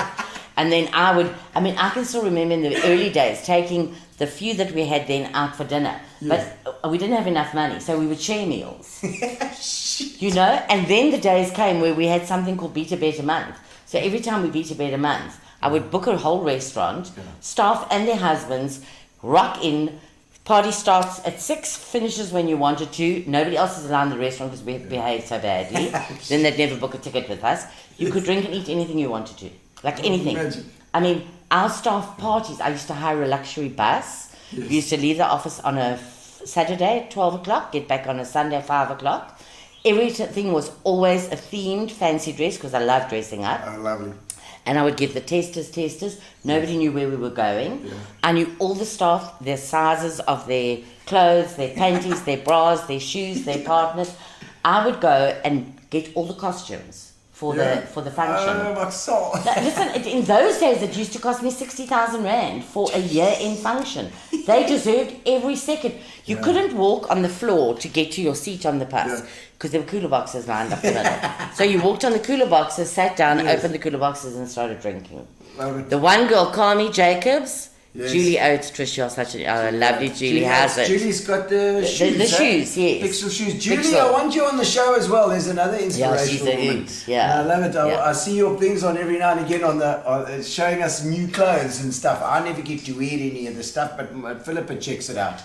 Geraldine Minnie, that's one of my teachers. Oh yes. Car overloaded with overloaded car with Charmaine and Marianne. What a laugh. Yes, Charmaine. Yes, I know exactly who that is too. But as I was saying, we would get to these functions, and then the funniest one. Yeah. So I hired this castle. It's outside of Grahamstown. I was doing a medieval. So and everybody had their costumes and whatever. Wasn't the Stone Crescent? No, it was actually like in the bush. There was like this fancy castle. We were doing this whole medieval thing. So everybody was drinking because we just drank all the time. I mean, the stress, and then when we were having fun, we just had fun. Yes. So everybody was drinking wine out of wine glasses, or the guys were drinking beers. I was drinking tequila out of wine glasses. So come that night, late in the night, I decide I'm now going to do a strip on the bar counter. As we do. Yeah. So it's not my staff and their partners, because I always like to include partners. So I'm on the flipping counter and I'm throwing my shoe in and my other shoe in and my panties go that way. And the girls gave me a red cloak for one of my birthdays. Like a Queen's cloak, and it says Difford the First on it. So I always used to wear my cloak to functions. So now I've got the cloak in front of me, and I'm starkers. And I don't understand why everybody's laughing their heads because there's a big fat mirror right behind me. But you know what? I didn't give a shit. No. You got to have that you know, you certainly need to live life to the fullest. I mean, that is true, and you guys did that with the business too. And I think a lot of guys have that way of doing things where you work hard but you party hard as well. That's it. And it gets the guys involved and interested. Yeah. Now, when I was doing those teasers, I can remember one morning I said to Leanne, "Okay, tell the girls we're having a staff meeting tomorrow morning at 7:30. Yeah. So we started at 8. They must be in the staff room. 7:30, nobody must be late because everybody's in big shit. Okay. Meantime, I was doing a teaser for the next year in function. Oh, right. So then I kick the door open in the staff room. Poof! And I'm in a pair of jeans with a poncho and a Mexican hat and a tray this big full of tequilas. So they say... In the morning? Yeah. No, they're all... 7 o'clock. And I think Kim Karp or one of them had about 6 tequilas before. And then they all went to work. And, you know, they used to work so hard that often, like really often on a Friday. Yeah. So when they were busy dealing with their clients, they were drinking tea. Yeah. It was wine in there. So here they are, like with their little pinky fingers. I remembered that. I remembered that. But they so deserved it, and more, and more, because they were the most incredible bunch of people ever. You need to enjoy your job. You have to enjoy it. So there has to be I mean, you don't want to get people that are pissed all the time at work, but at the same time, you've got to... Neil, don't know how you worked on... I don't know either. I don't think I was doing a very good job on those Mondays. Hello, Davina. How's it, love? How's it, Davina? Love Davina too. And Geraldine, remember? That one you go, yes. The other one, yes, yes. the overloaded car. Okay, so now I think it is Yes. time, Trish, for some of these This questions. flippin' screen is the wrong way around. I'm trying to get Yes. this piece up and No, then, it's the and I keep opposite on way. going to the other side, and now It's it's the opposite the way. way around. Yeah. We're mirrored, yeah, we're mirrored. God, and when you've had a few drinks, it's very confusing. We've still got drinks here, and we've got the scotch to go as well. We've still Yes, got to do okay. it. All right, so the getting to know you section. So Yes. let's To know you, get to know all about you. Julie But like me, Julie Andrews. All right, getting to know you section is like crazy questions. okay. And it tends to dig down into the type of person that you are. Whoopsie. The craziest, most out of character thing you've ever done. I don't know if there's anything that's out of character for you. Haha. What would you say would be out of character? Well, it started out of character, but then it ended up in character. Yeah. So, I was going to a travel function, Yeah. and I was dressed as a nun, All right. with a nun's habit and the whole Oh, nice. tutti I on. love that. And I stopped at the 6th Avenue at the top shopping centre to go and draw some money because those naughty staff of mine always wanted more tequilas and shit. Yes. So I remember the two car guards or the security people. Was that the new centre or the old centre? I think it was the old centre. The old centre. The old with centre. the shop 10 and Yes. Pick and Pay and there's the pet shop and the Yeah, but there chemist. was an ATM. I think it was inside it. I Yes, can't yes. quite remember, but I remember, and they were saying, "Good evening, sister. Good evening, sister." Oh, the sister, good Yes. evening. So sister goes in and she draws her money, and they say, "Have a lovely evening, sister." And I say, "Thank you very much. That's very kind of Bless you. And then I go like this, and I pull my habit back, and then I go round my waist. I'm the only woman member, or was the only woman member for many, many years of a men's luncheon club. Oh, right. Danita is now a member with me. Oh, Danita. But this has been for 30 odd years. And the boys for my birthday gave me this double-headed penis. So like a rubber thing this thick with two heads on it. So I tied the one around my waist and it was underneath my habit just to play the fool at the travel function. So then the guy said, "Have a lovely evening, now sister, whatever." And then I went like this, I pulled it back and said, "I'm going to have a hell of a party." And then I ran and jumped in my car and drove off giggling the whole way, thinking I was so funny. What are that two of those snakeheads coming out? Yeah. They were shocked. Like, Okay. what? No, I'll give you that. That's one of the best ones yet. Okay. We haven't had many nuns with double-headed penis. Yes, we No, haven't had no. any nuns with Sorry, double-headed all the penises. sisters out there. I was not meaning to be, you know what? There's Sister Frangopoulos.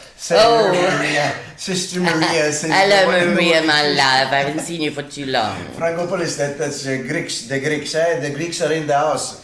I think she might have banned me from a restaurant a few times. I was so badly behaved. Hey, Maria. Which one was The it? ranch. The ranch, Ranch yes. first, and now they're on the beachfront. Michelle and at what's it? The old. Oh man, we used to go there all the time as youngsters. Part off the Marine Hotel, the De Kelder. Oh, De Kelder. De Kelder. Yes. Yes. Oh, yes, of course. Yes, Michelle there, and Maria Okay, works okay. there, helps But out. I remember think she still does. The ranch, of course, was my Italian grandfather used to take the family every Sunday. We go to the ranch for the burger, very nice burger too. Yes. And I believe you had to ask for table 13, Maria. Table 13. Okay, any superstitions or rituals? Are you superstitious? You must be. Come on. Okay. my son Wesley, Yes. who's a clinical psychologist, Okay. he says that I may not tell. That's not just for here, but everywhere. May not tell I this may story. not tell. No, I may not tell a few things that I do and that I believe in and my behavior. He says because I will be locked up. Oh, really? Yeah.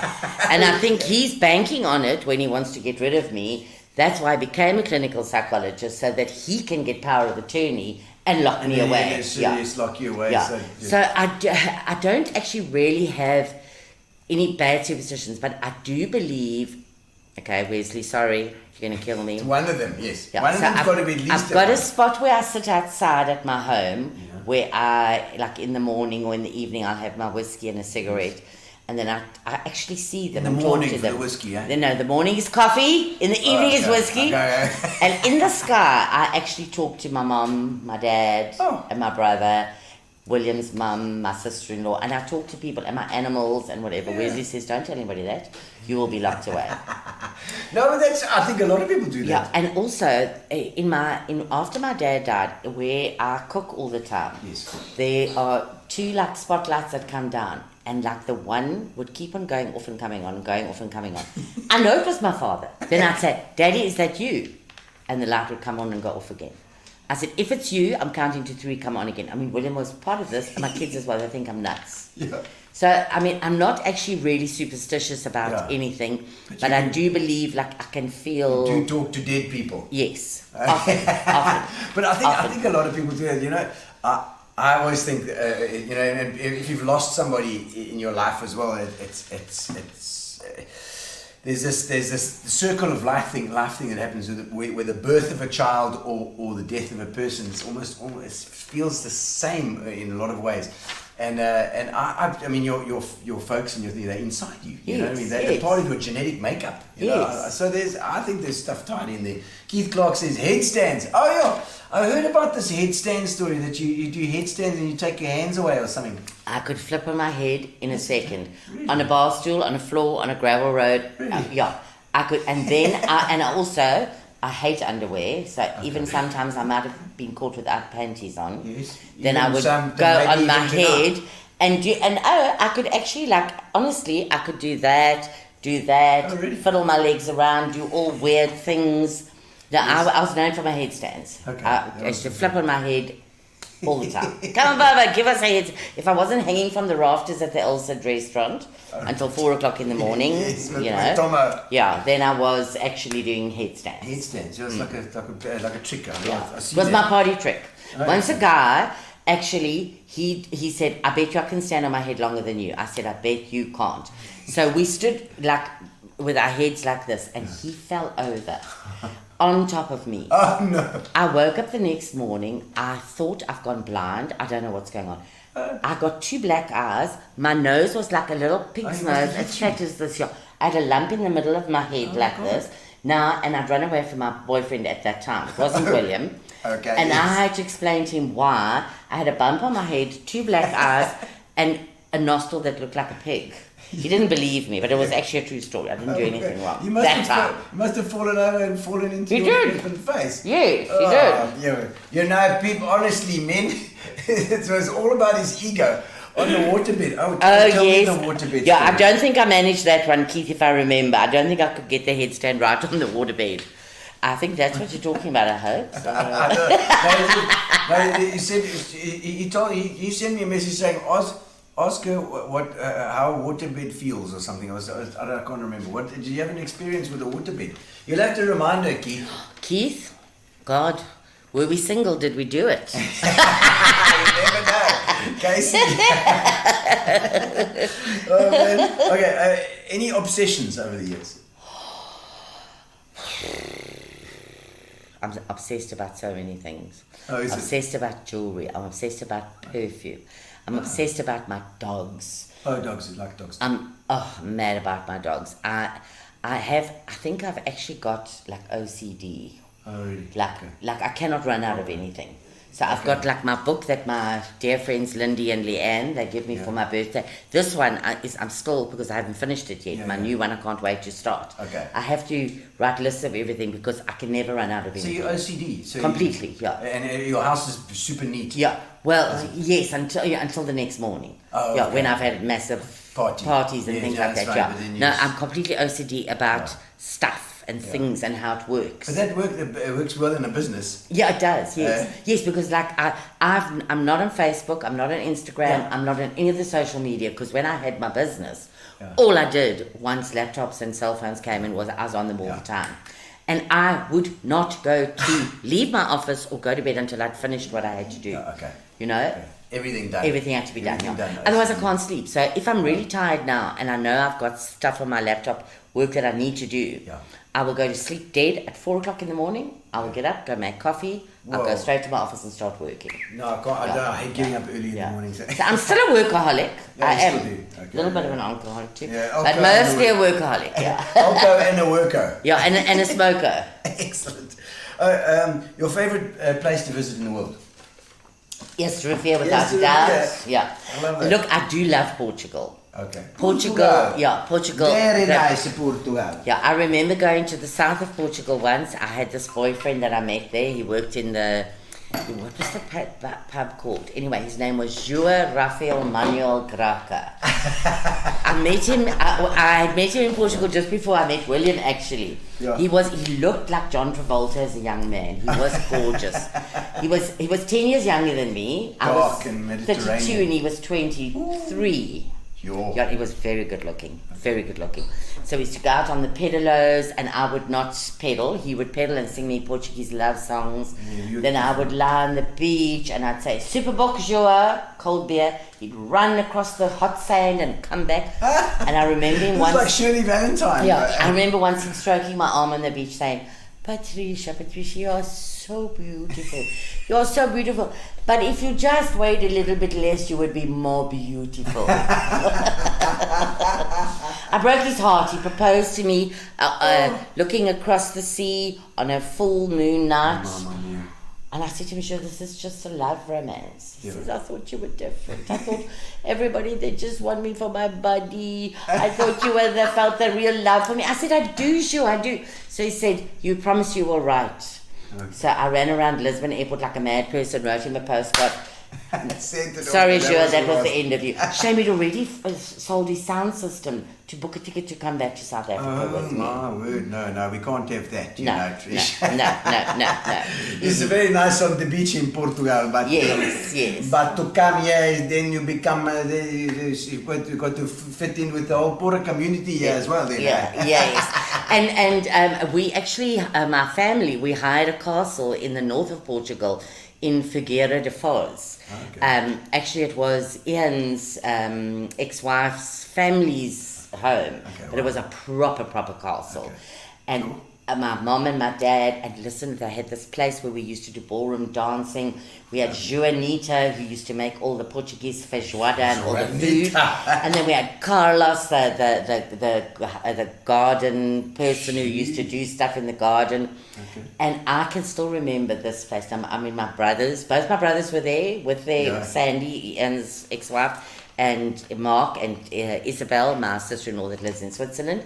And I had this thick gold chain. I put it on my head like this, took off all my clothes, and raced around the castle. I was queen of this castle. Queen of the castle. Yeah, it was so beautiful. It was fun. So I love Portugal. Okay. But if I chose to live anywhere, it would be Effervescent. Yeah. Okay, I get you. Do I talk too much, Gino? No, it's beautiful. I love this. Are you sure? I'm sorry, guys. Hope I'm not boring you. Makes it easy for me, you know? Okay, so, the hardest that you've ever worked? Without a flippin' doubt, jet travel. And I can tell you that when we had laptops that you could work home, William will tell you how many nights I worked through the night. And then still was at work at 6 o'clock in the morning. How many nights?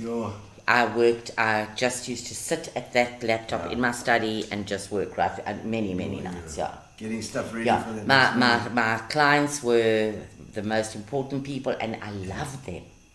I loved them. I didn't deal with anybody I didn't want to. I have to tell you that I kicked people out of any accounts with. I closed accounts. Okay. And I said, sorry, I don't want to do your business anymore. I don't like the way you do things. Because I'm actually, believe it or not, I know I do all these other naughty things, but I'm incredibly ethical. Yeah.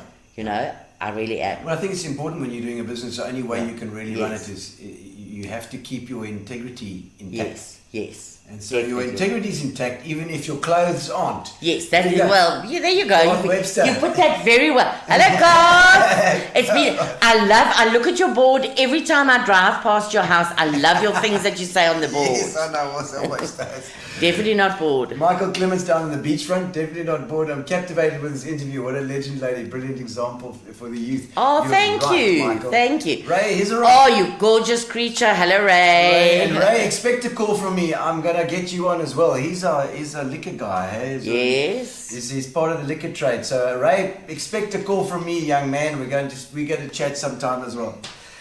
Okay, the most physically painful thing you've ever experienced? I've got a very, very, very high pain threshold. Have you? To my detriment, yeah. Oh, okay. So like when I'm really sick or I've got something that needs an operation badly. No, don't So I'll tell you when that was. My two nieces, Chili and Angelou, were staying with me they live in Portugal now. Chili's in Cape Town at the moment, but they lived in Cape Town then. Yeah. They were staying with me. Yeah. And my Petronella, my lady at home. Domestic. Yes. So her daughter's was at the clinic with her grandchild. Her daughter, my Petronella's grandchild. And she had to stand in this long queue for meds, so I went to fetch her. But I was exhausted. Okay. Because remember, I was working jet travel. I had my two young nieces, so they were like 10, 11, 12, staying at home with me for Waking like 3 weeks. Yeah. So I raced off to fetch, and my mum had just died 3 months before, so I was like gutted about that as well. I was holding this 13-month-old granddaughter of my Petronella's, and I've got quite a treacherous stair set that you walk up to get to my front door, because you know we Lloyd Road on the slope. Yes, of course, on the slope. Yes. And as I got to the second step from the top, I was holding this child. Something said to me, "You are going to pass out. You're going to faint." And in a split second, I thought, if I fall back, I'm going to go onto the paving, If I fall there, it's 2 meters down to where we had there was a planter with like a massive tree, but there were some big rocks and things there, but I had no choice. And as I fainted, basically, I held this child like this, and I just fell back 2 meters. Man.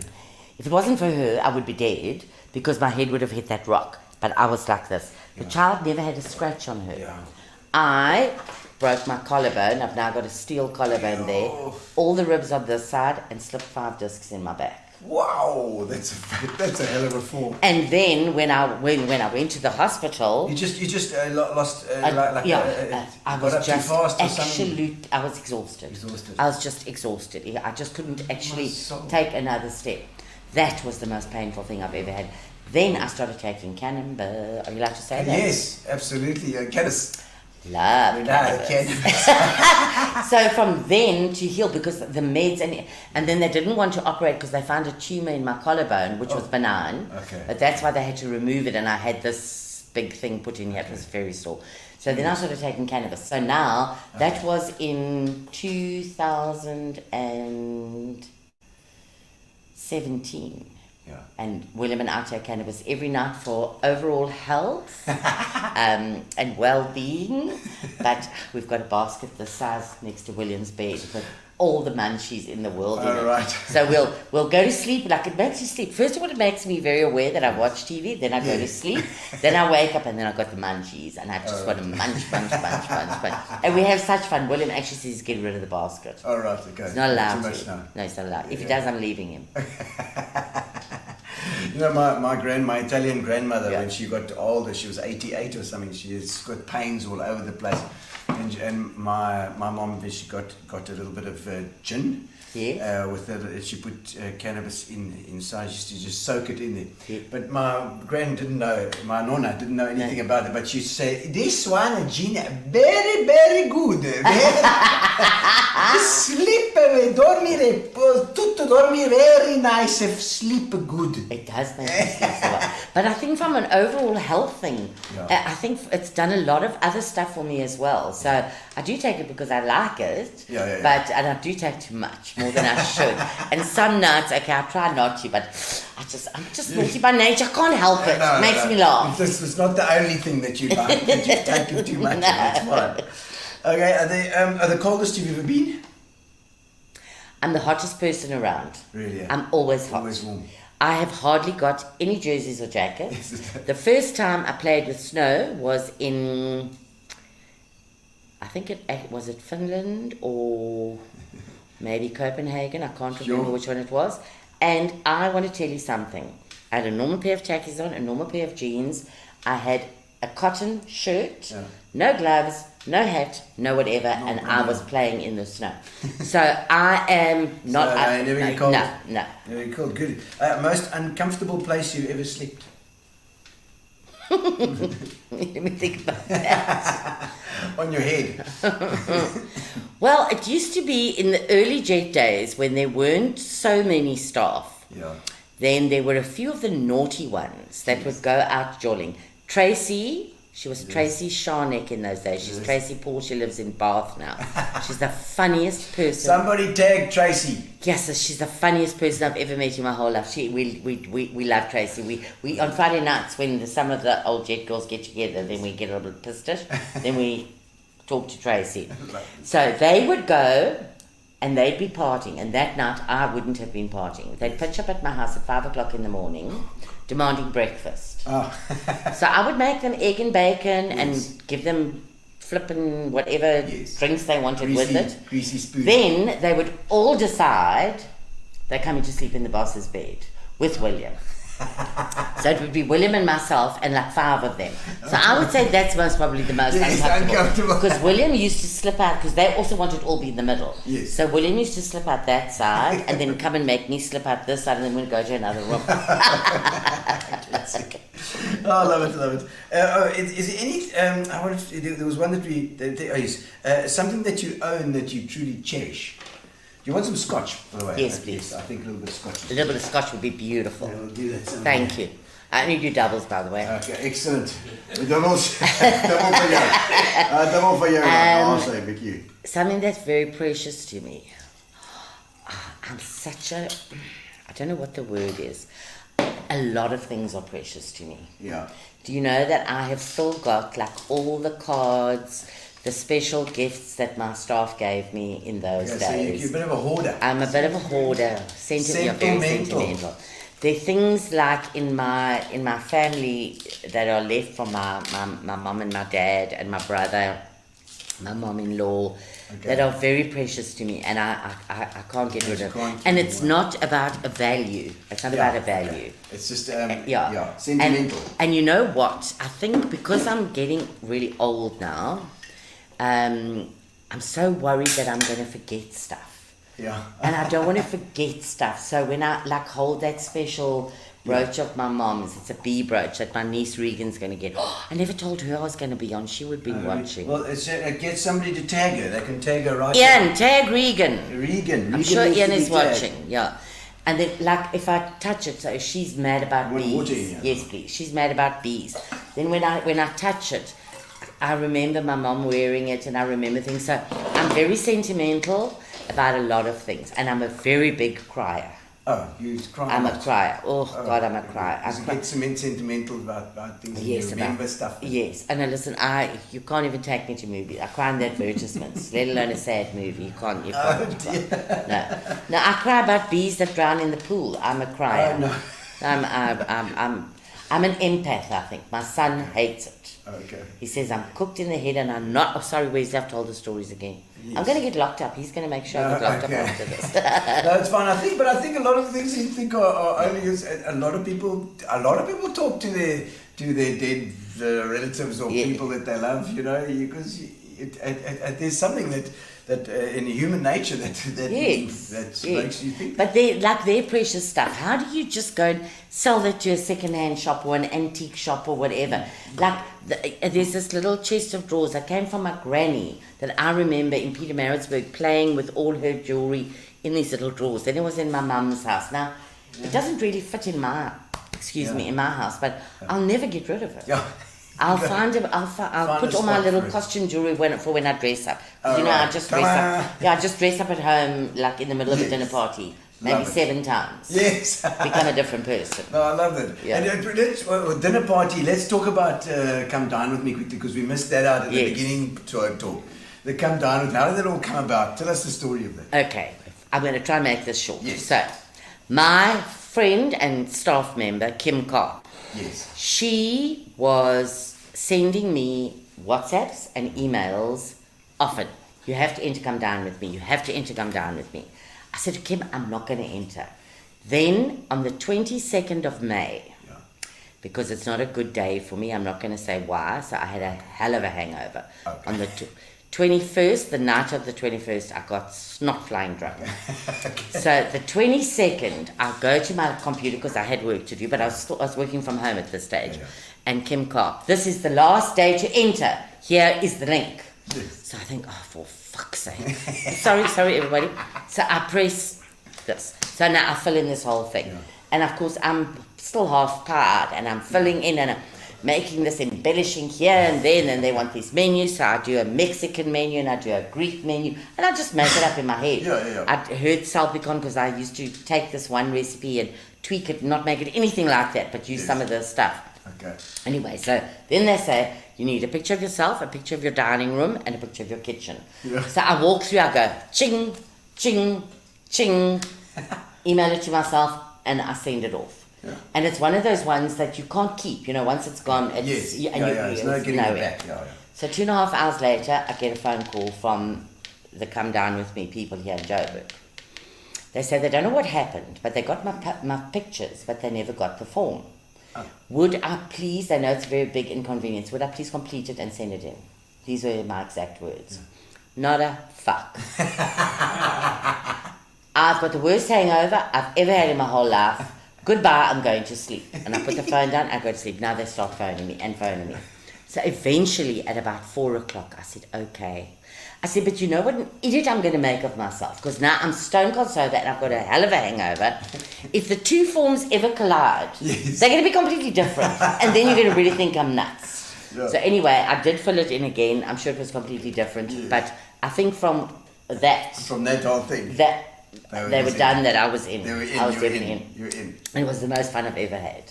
So I've been in another reality show called Culture Shock in 2007, but this Come Down With Me was. But you won that one. Yes, I did. But you should have won the whole thing. Was there one? Was there like a? No, there wasn't. And I was actually, so that you say that, I'm going to put that to BBC because I still want to tell BBC.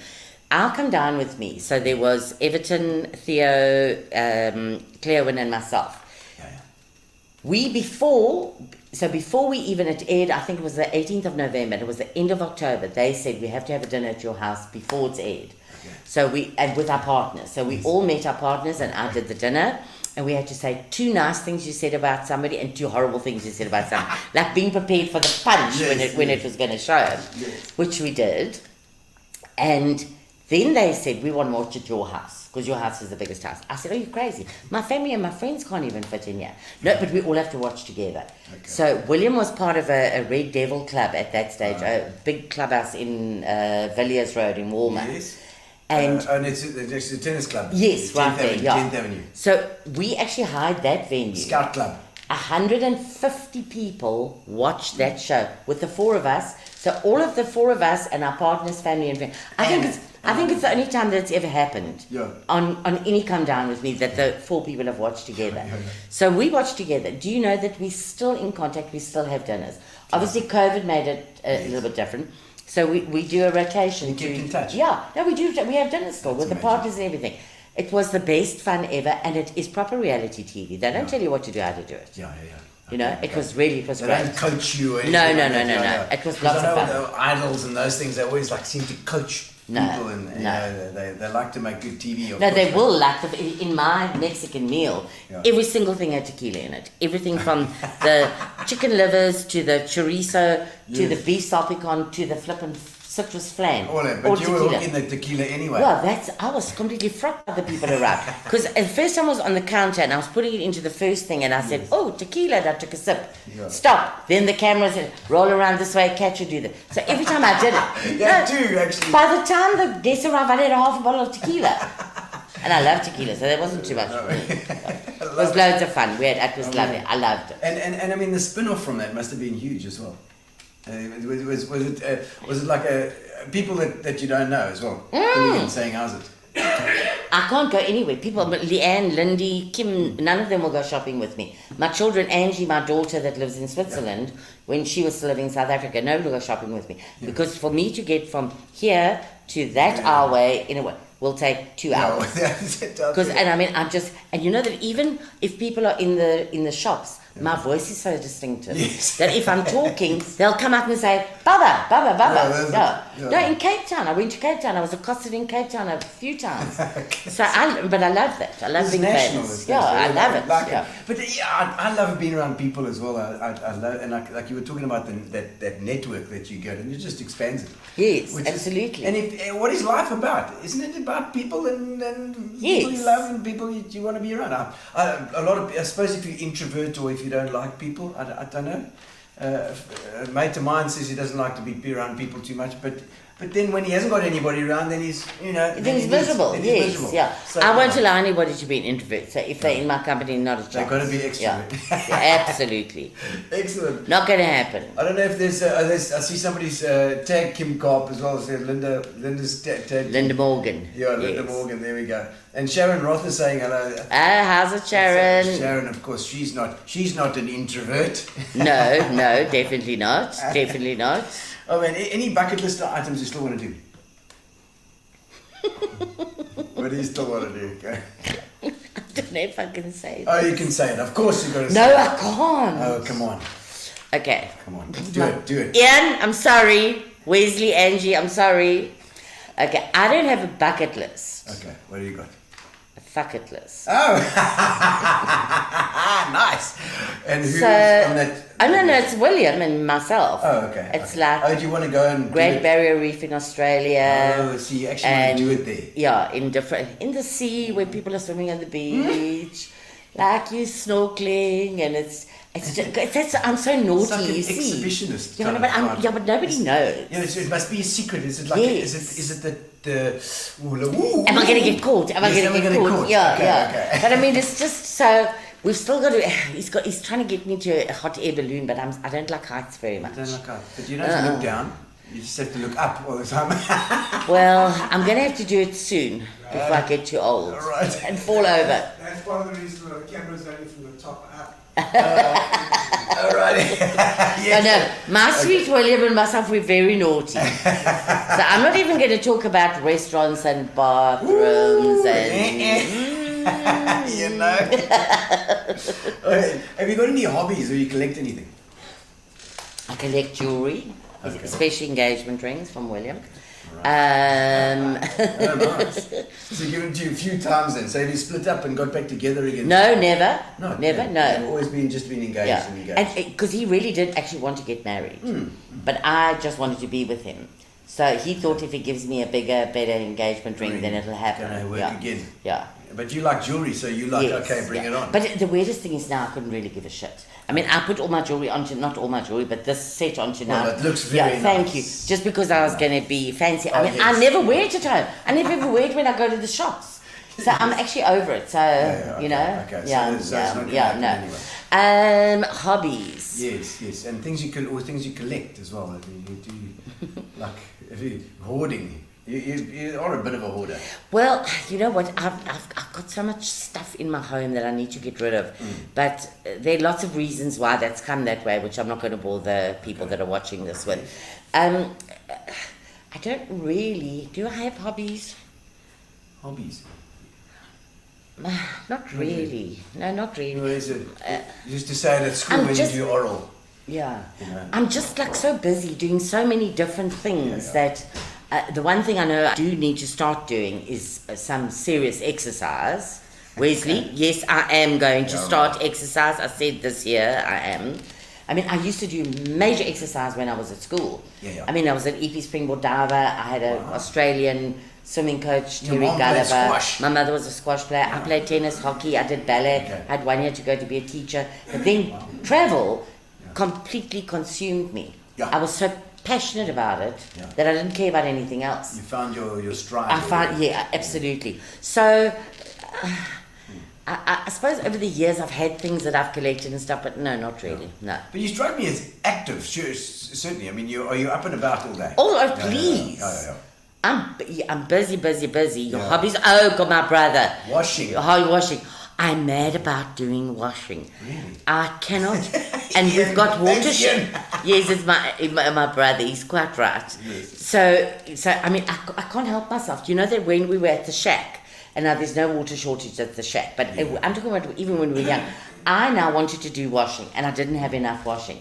I'd go to my brothers, stand at the foot of their beds, and say, "Take your underpants off and give me your underpants from underneath there." I wash it. I don't know what it does to me. Like when I take it out of the washing machine, that smell and everything, and I'm a master at taking out stains. Oh, really? Master. So yeah, he's right. Gwen Bissica would be, she does that thing in the paper telling us how to get out stains, stubborn stains and stuff. Yes. Feeding the Nation's another one. Oh, yes, he knows about that. No, he gets cross. Everyone. Yeah. Do you feed everybody? I do. What do you mean he gets cross? So he's like, oh, come on, Oh Trish. no, I know. He gets fed up with me. I can't help myself. I mean, I really am. Who do you feed? Well, for example, the people at the robots. Okay. I'm not going to give them money, but I will take some food and a bottle of water in my car and hand it over to them. Organized. Or if I don't have, I will turn around, go find a supermarket, buy a bottle of water and something to eat and give it to that person. Yeah. So, and people that come to the gate and stuff like that. Oh, no. So it's like a soup kitchen. Yes, and I've got some older friends that are not like as fortunate as we are today, and I'll go and take them groceries and frozen meals. And I love it, like Trish. And also when people come to my house. Yes, we go away for a weekend and come home and everything is washed. Craig, they live in my mom and Mark's, my brother's second dwelling, which is on our property. Oh, they've been there for about, Craig and his daughter. And you missed it, I already spoke about Bubbalicious. Bubbalicious already. And you having half the recipe and me having the other half. And the other half. You'll have to go back to the beginning. So and one of you dies and it dies with you guys. Yeah. Now, Ian's girlfriend, Justine, so they live in Johannesburg. Okay. She's crazy. She's lovely. She's also like a crazy ballet. Well, she does. She's got a dance school and does all that stuff. Now, Justine, when we met, so they've been together like for 2 years, I think it is. Yeah. When she tasted my Bubbalicious, she's actually the one that is pushing me to get that marketed. So I've kind of given her the recipe, and Christine, my daughter-in-law, and Angie, my daughter. Because of course, if something happens, then you need some backup. Yeah, and Angie, she also knows. But Justine is the one and loving your family. Yes, I love my family to death. They're my everything. But she's the one, Justine, that's pushing me. Yeah. She's even got a guy in Joburg that she wants to market because I've got a very good friend in Cape Town, Janet Roots, and I actually want her to make it in Cape Town, Justine to make it in Joburg. Maybe William's one brother Keith could make it in Durban. So we've got, and then East London, Janita, my sister-in-law, the one that was here this weekend, she doesn't really like. But you need to have one factory that you make everything, and then you distribute it out. Yeah. There's your agents. Will be I know, but they could. I'm too busy. Yes. So if I teach them exactly, and Janet knows, but Justine is pushing me, and she's right.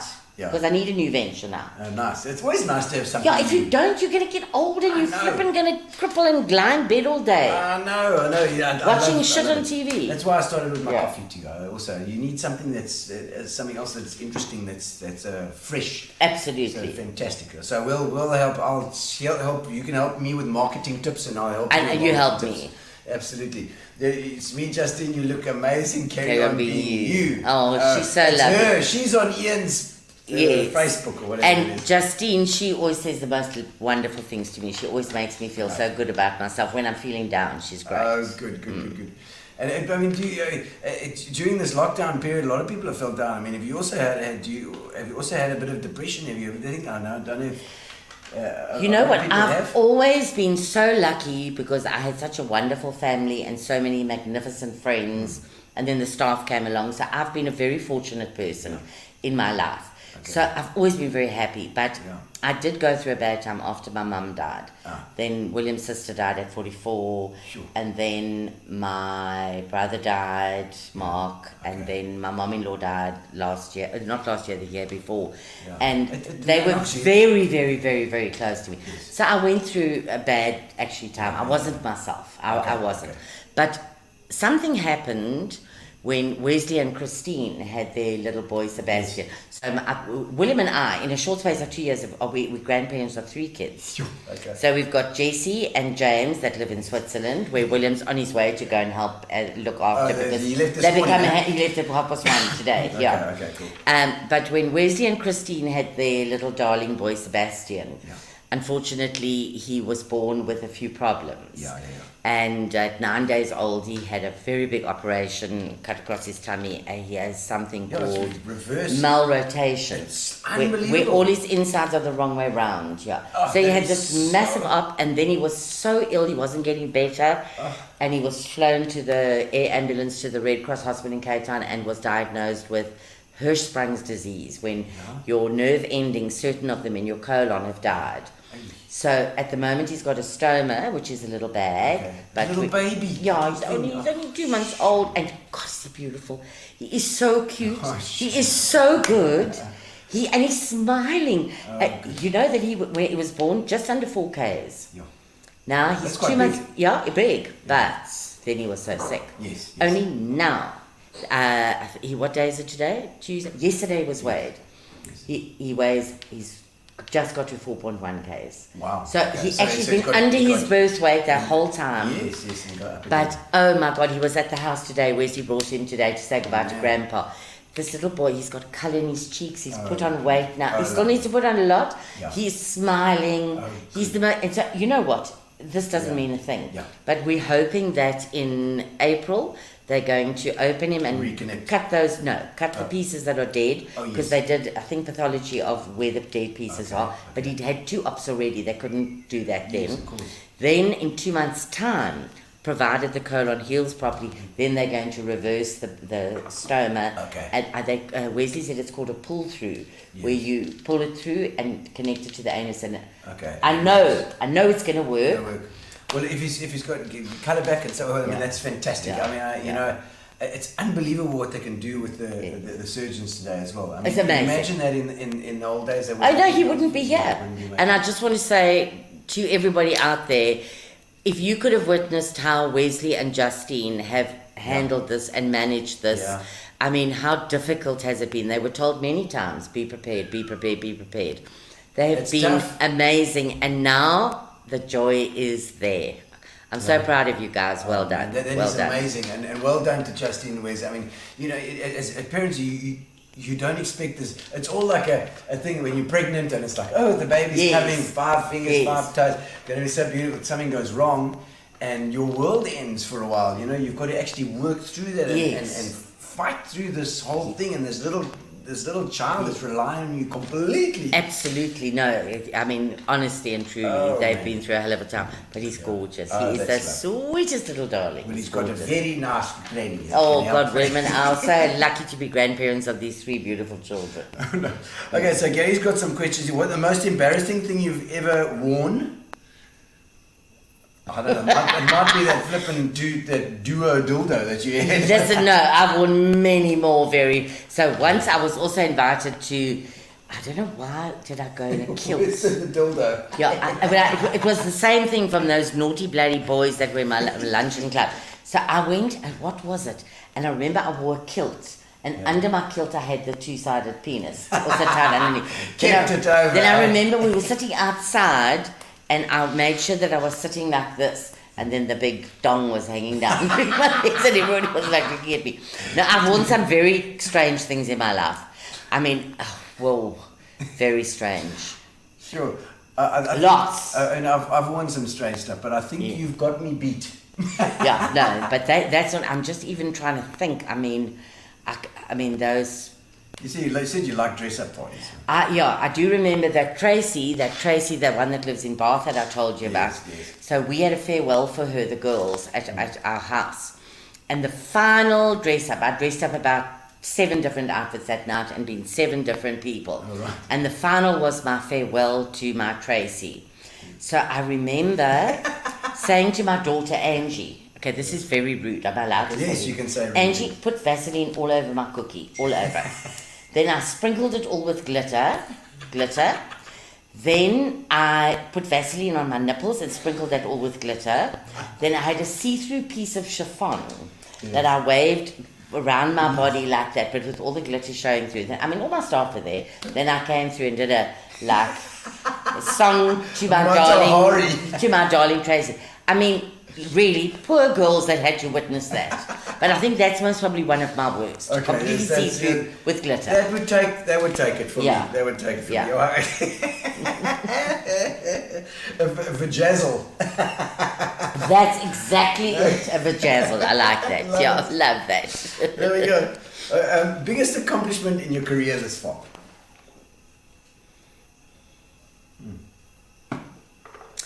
I think it was actually starting a travel agency from the ground, making it what it was, making it that we won awards nationwide. From nothing. We won. I mean, I remember I wanted to win that APSA award with that Paolita Brazzali. It was one of the biggest achievements at their year-end function. It was a massive. I've got it. Sure. Certificate this size. Who sold the most foreign exchange? Yeah, Paola. And let me tell you, so Paola with my staff, because they were punting the foreign exchange, and I can tell you something, I was so nervous because the year before we hadn't won it, and that's all I wanted was to win that one. And William was sitting on this side of me, I was sitting on the outside. I remember outside speaking, and in actual fact, yes, that was amazing. We won 3 massive awards that night, but the big one was the last one, ABSA. Okay. And I met the waiter outside, and I said to him, okay, when I ask you, when I'm saying now I want a little bit of wine in a glass, don't give me wine, give me tequila. But don't tell my husband, he'll be very cross. My husband, I still call him my husband.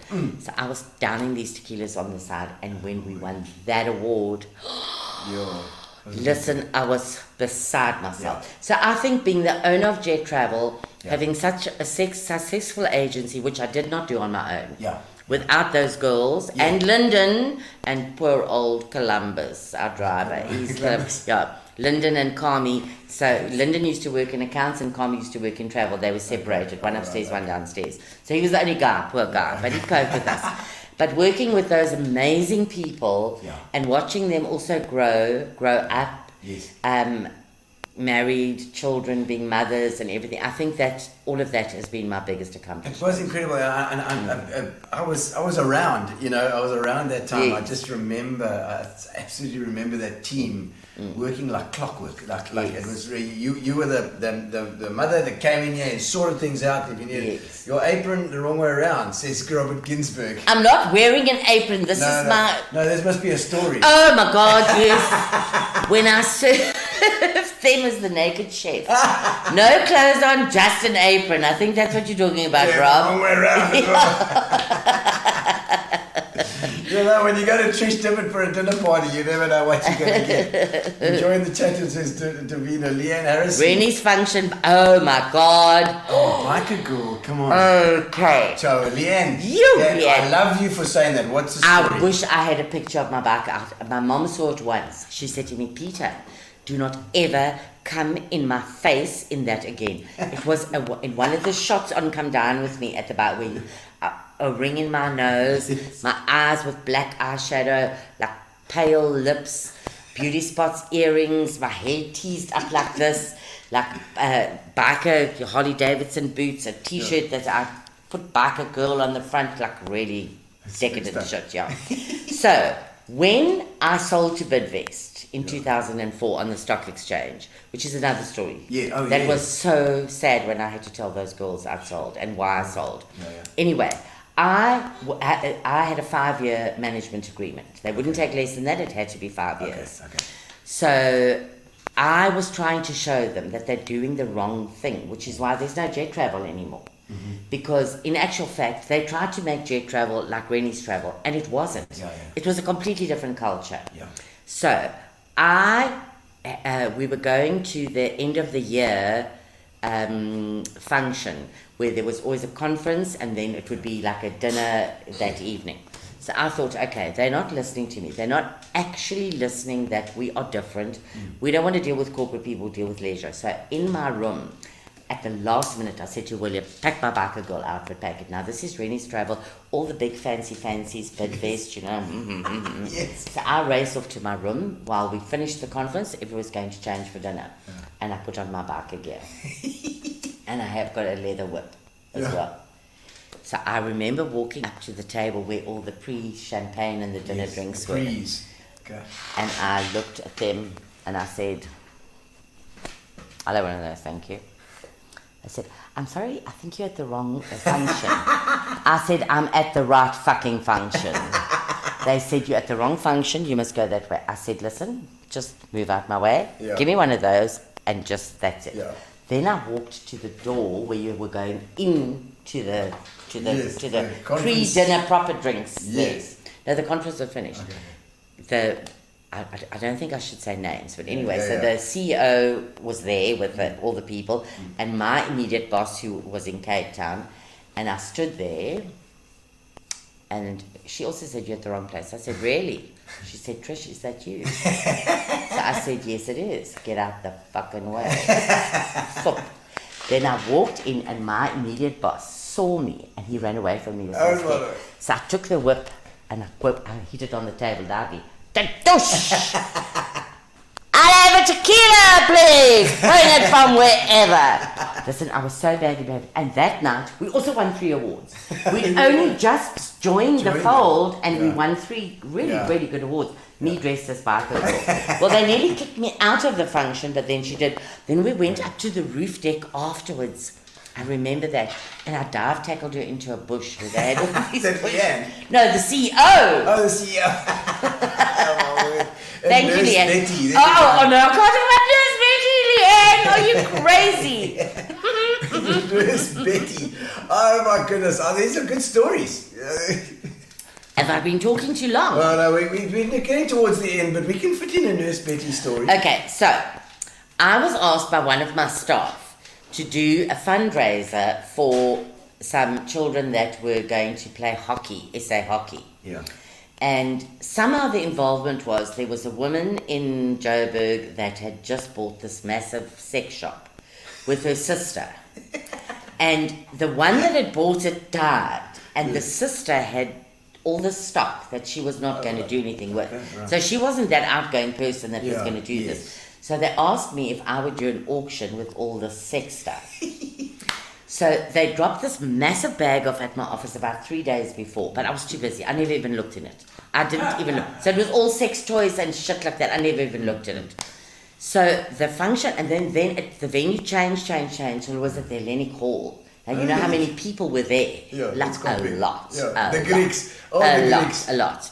So I'd been too busy, and then I went to a client, and on the way back from the client at 3:30, I thought, oh my shit, I've got to start thinking about Nurse Betty. Not Nurse Betty, about this function I've got to do. So I thought, okay, well, I'm driving. Okay, maybe if I'm a nurse, if I dress as a nurse, that'll be quite funny with all the sex toys and things. So I quickly pull into like a sex hire shop. So I get a nurse's outfit with a hat and whatever. Then I had a pair of glasses that like didn't have real glass. I mean, they had glass, but not real glass. Okay. Then I thought, but underneath that, I've got to be a siren. Because who knows what's going to happen now. Yeah. So I quickly go to another shop where I buy garters and all kinds of flippin' stockings and fancy underwear and shit like that. Then at the last minute, I get home now, then I throw Biker Girl into a bag as well. So I am so nervous. My mom comes up from the second dwelling. Leanne arrives. I can't remember if there was anybody else there. I was just throwing the double whiskies back, I mean, I've never done anything like this before. And sorry, everybody out there, I know I'm a wild chick, but really, I've never needed to use sex toys. I've always had a real love, man. So now I'm drinking all these whiskeys, and I'm so nervous. We get to enter, and as you entered, it was tequila. So I have 2 tequilas. Then the jet table all sit like that. Now the people are rolling in and rolling in and rolling in. Now I say to Leanne, okay, can't drink any more whiskey, can't drink more tequila. Give me a brandy and coke. Double brandy and coke. So by that time, they say, okay, so Trish Difford from jet table, I go auction. I never actually thought about it. It hadn't entered my head. And then I remember going like this, is this a mic? does a talk. I said, hello, everybody.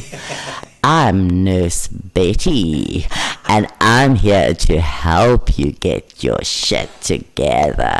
Or something like that. Listen, I had these sex... Within 5 minutes, there were a few people that left already. It was so filthy. And then as a comedian, so if you go in on the dirty route, you sometimes lose half your audience, but the other half are very loyal. Yeah, absolutely. Do you know that I sold every single thing there? Excellent. And I would even pick up something and say, does anybody know what you do with this? Because I certainly don't know what the fuck this is.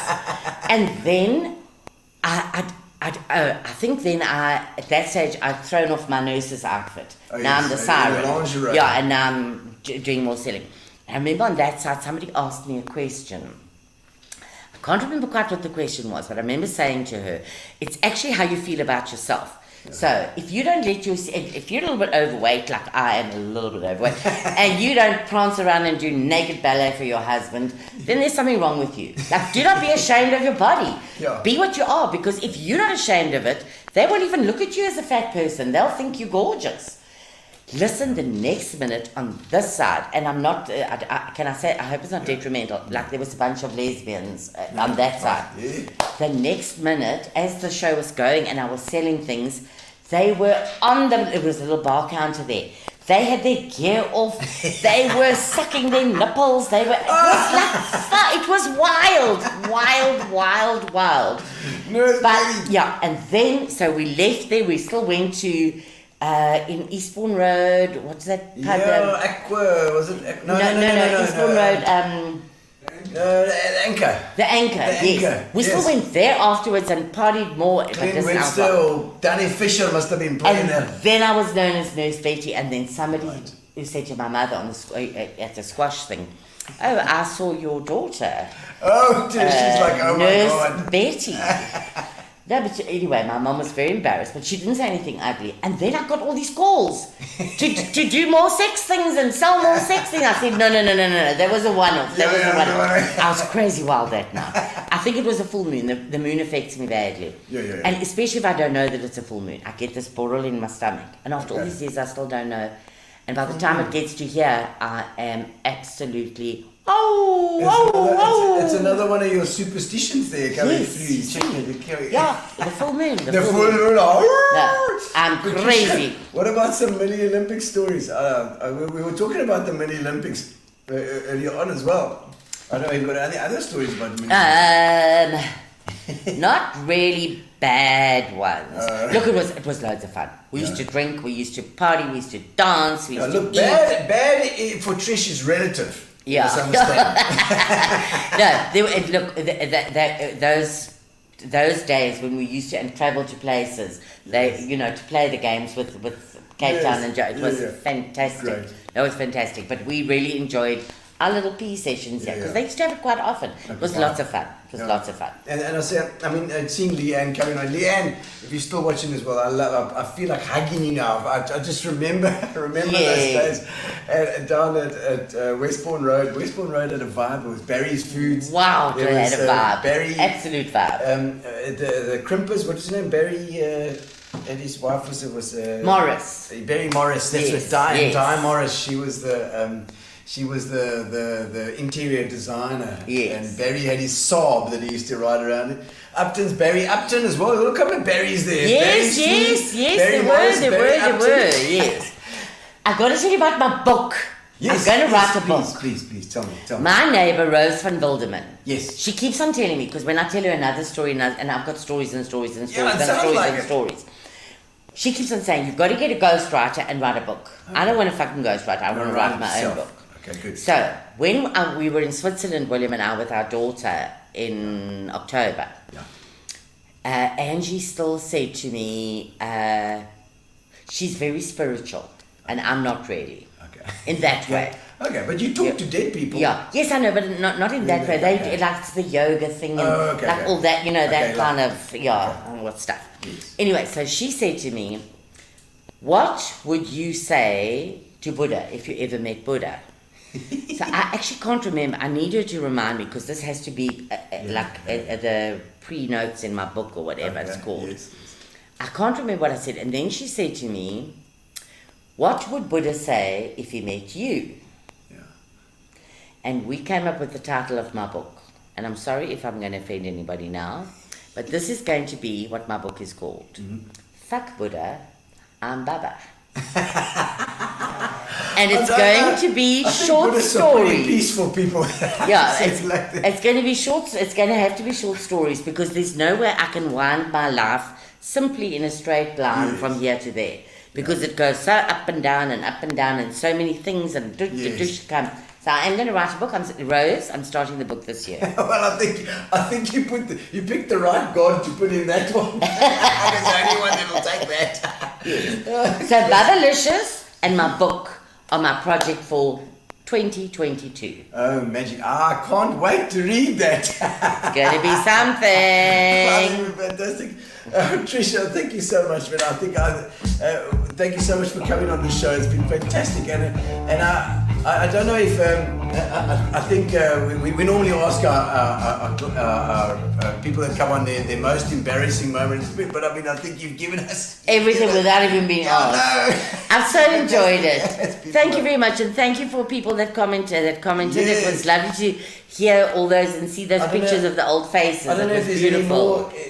any more comments there that we need to bring up before we go, but it's been absolutely fantastic to have you on the show. What Trish. is my brother saying? Everything you are in, come dine with me. Oh, there's one evening, I haven't stopped laughing the whole way through, says Kathy Marsh. Anthony says, what a wild ride. Many thanks, guys. Anthony, thank you, man. Everything you were, whoa. Everything Oh, you in come down with me. He's saying we're my worst outfits, I think. Oh, really? Yeah. My brother's very critical of me most of the time. Oh, he loves me really? with his whole heart. Well, I'm not sure because I force him to tell me he loves me all the Oh, time. good. No. Yeah, But yeah. you got, how can you not love Bubba? There Well. you go. Love this, says Geraldine. And Geraldine was my teacher. Teacher? I can't remember what standard it was. Geraldine, I can't remember. It was Wendy, not Craig. Oh, lovely. Wendy. Thank you. She's events. She does Thank events you. and stuff. Well, I've thoroughly enjoyed chatting to you. It has been a blast. Magic, absolutely. And I hope I magic. didn't offend anybody. No. And Maurice Banks, I remember the train. Oh God, let's not talk about the Train train. trip to what? No, Oh. we're over. We're done. Was that? No, Train trip. we did a train to watch the Springboks Oh, really? in so jet travel. Oh, okay. We hired a whole train Oh, with 300 people, and we in the one whole carriage was a disco.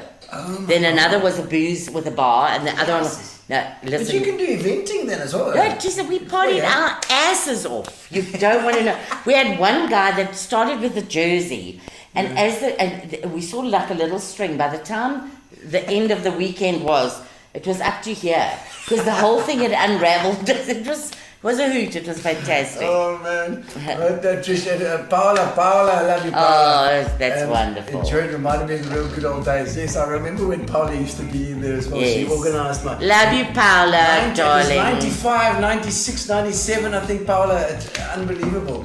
Gino Bubba boasted. Thank you, KC. Thank you for keeping punting. We did. Thank you, We had Keith. a bit of whiskey. We had a bit of punting. We had a bit of Fitch and Leeds. We had gin and tonics. We had the works. And Camilla Ellis saying humour to match my own, constantly in the gutter. Yes, I am, unfortunately. Sorry.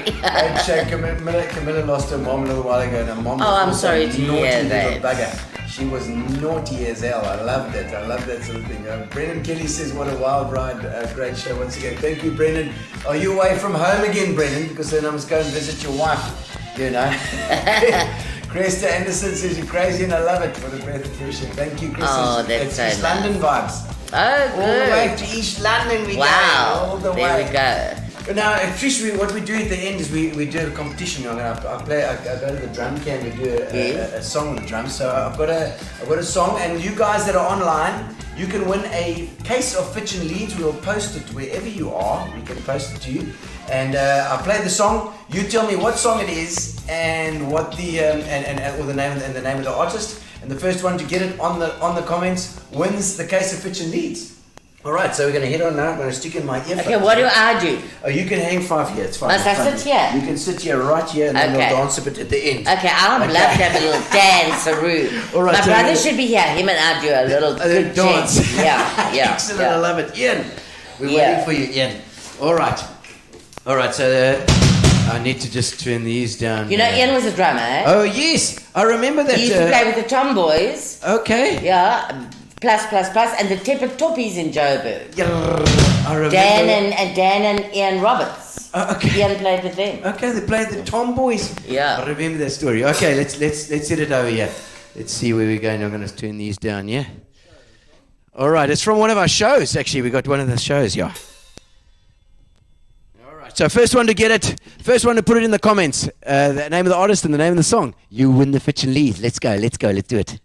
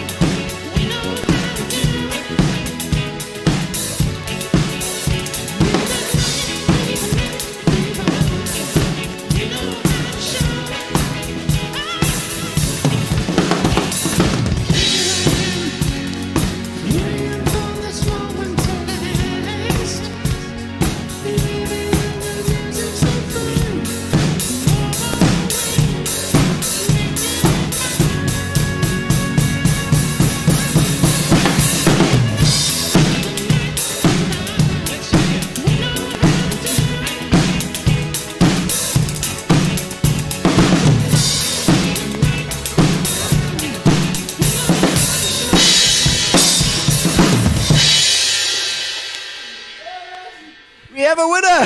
We have a winner indeed! We have a winner indeed! Paola Bracciali! You can switch over to that. There we go! Thank you, Paola! We'll organize your prize. Thank you, Trish! Wow! You've been an absolute legend. Thank you so much. Thank you for Been inviting fantastic. me on the show. Thank And you. remember to catch up with us on Thursday again. On Thursday, we have Paul Wolf. Paul Wolf, we're talking about the Iron Man. You know Paul? He's an amazing guy. He does the Iron Man for us. We're going to be talking about them.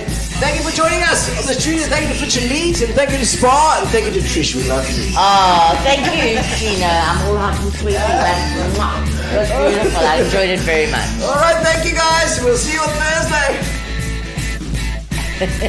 Relax, sit down. Coming out of PE town. One drink, find a shot. Never mind your liver, get to Gino's spot. Gino spot. Get to Gino's spot. Gino spot. Have a laugh, have a giggle, and exercise your middle. Have a Gino shot.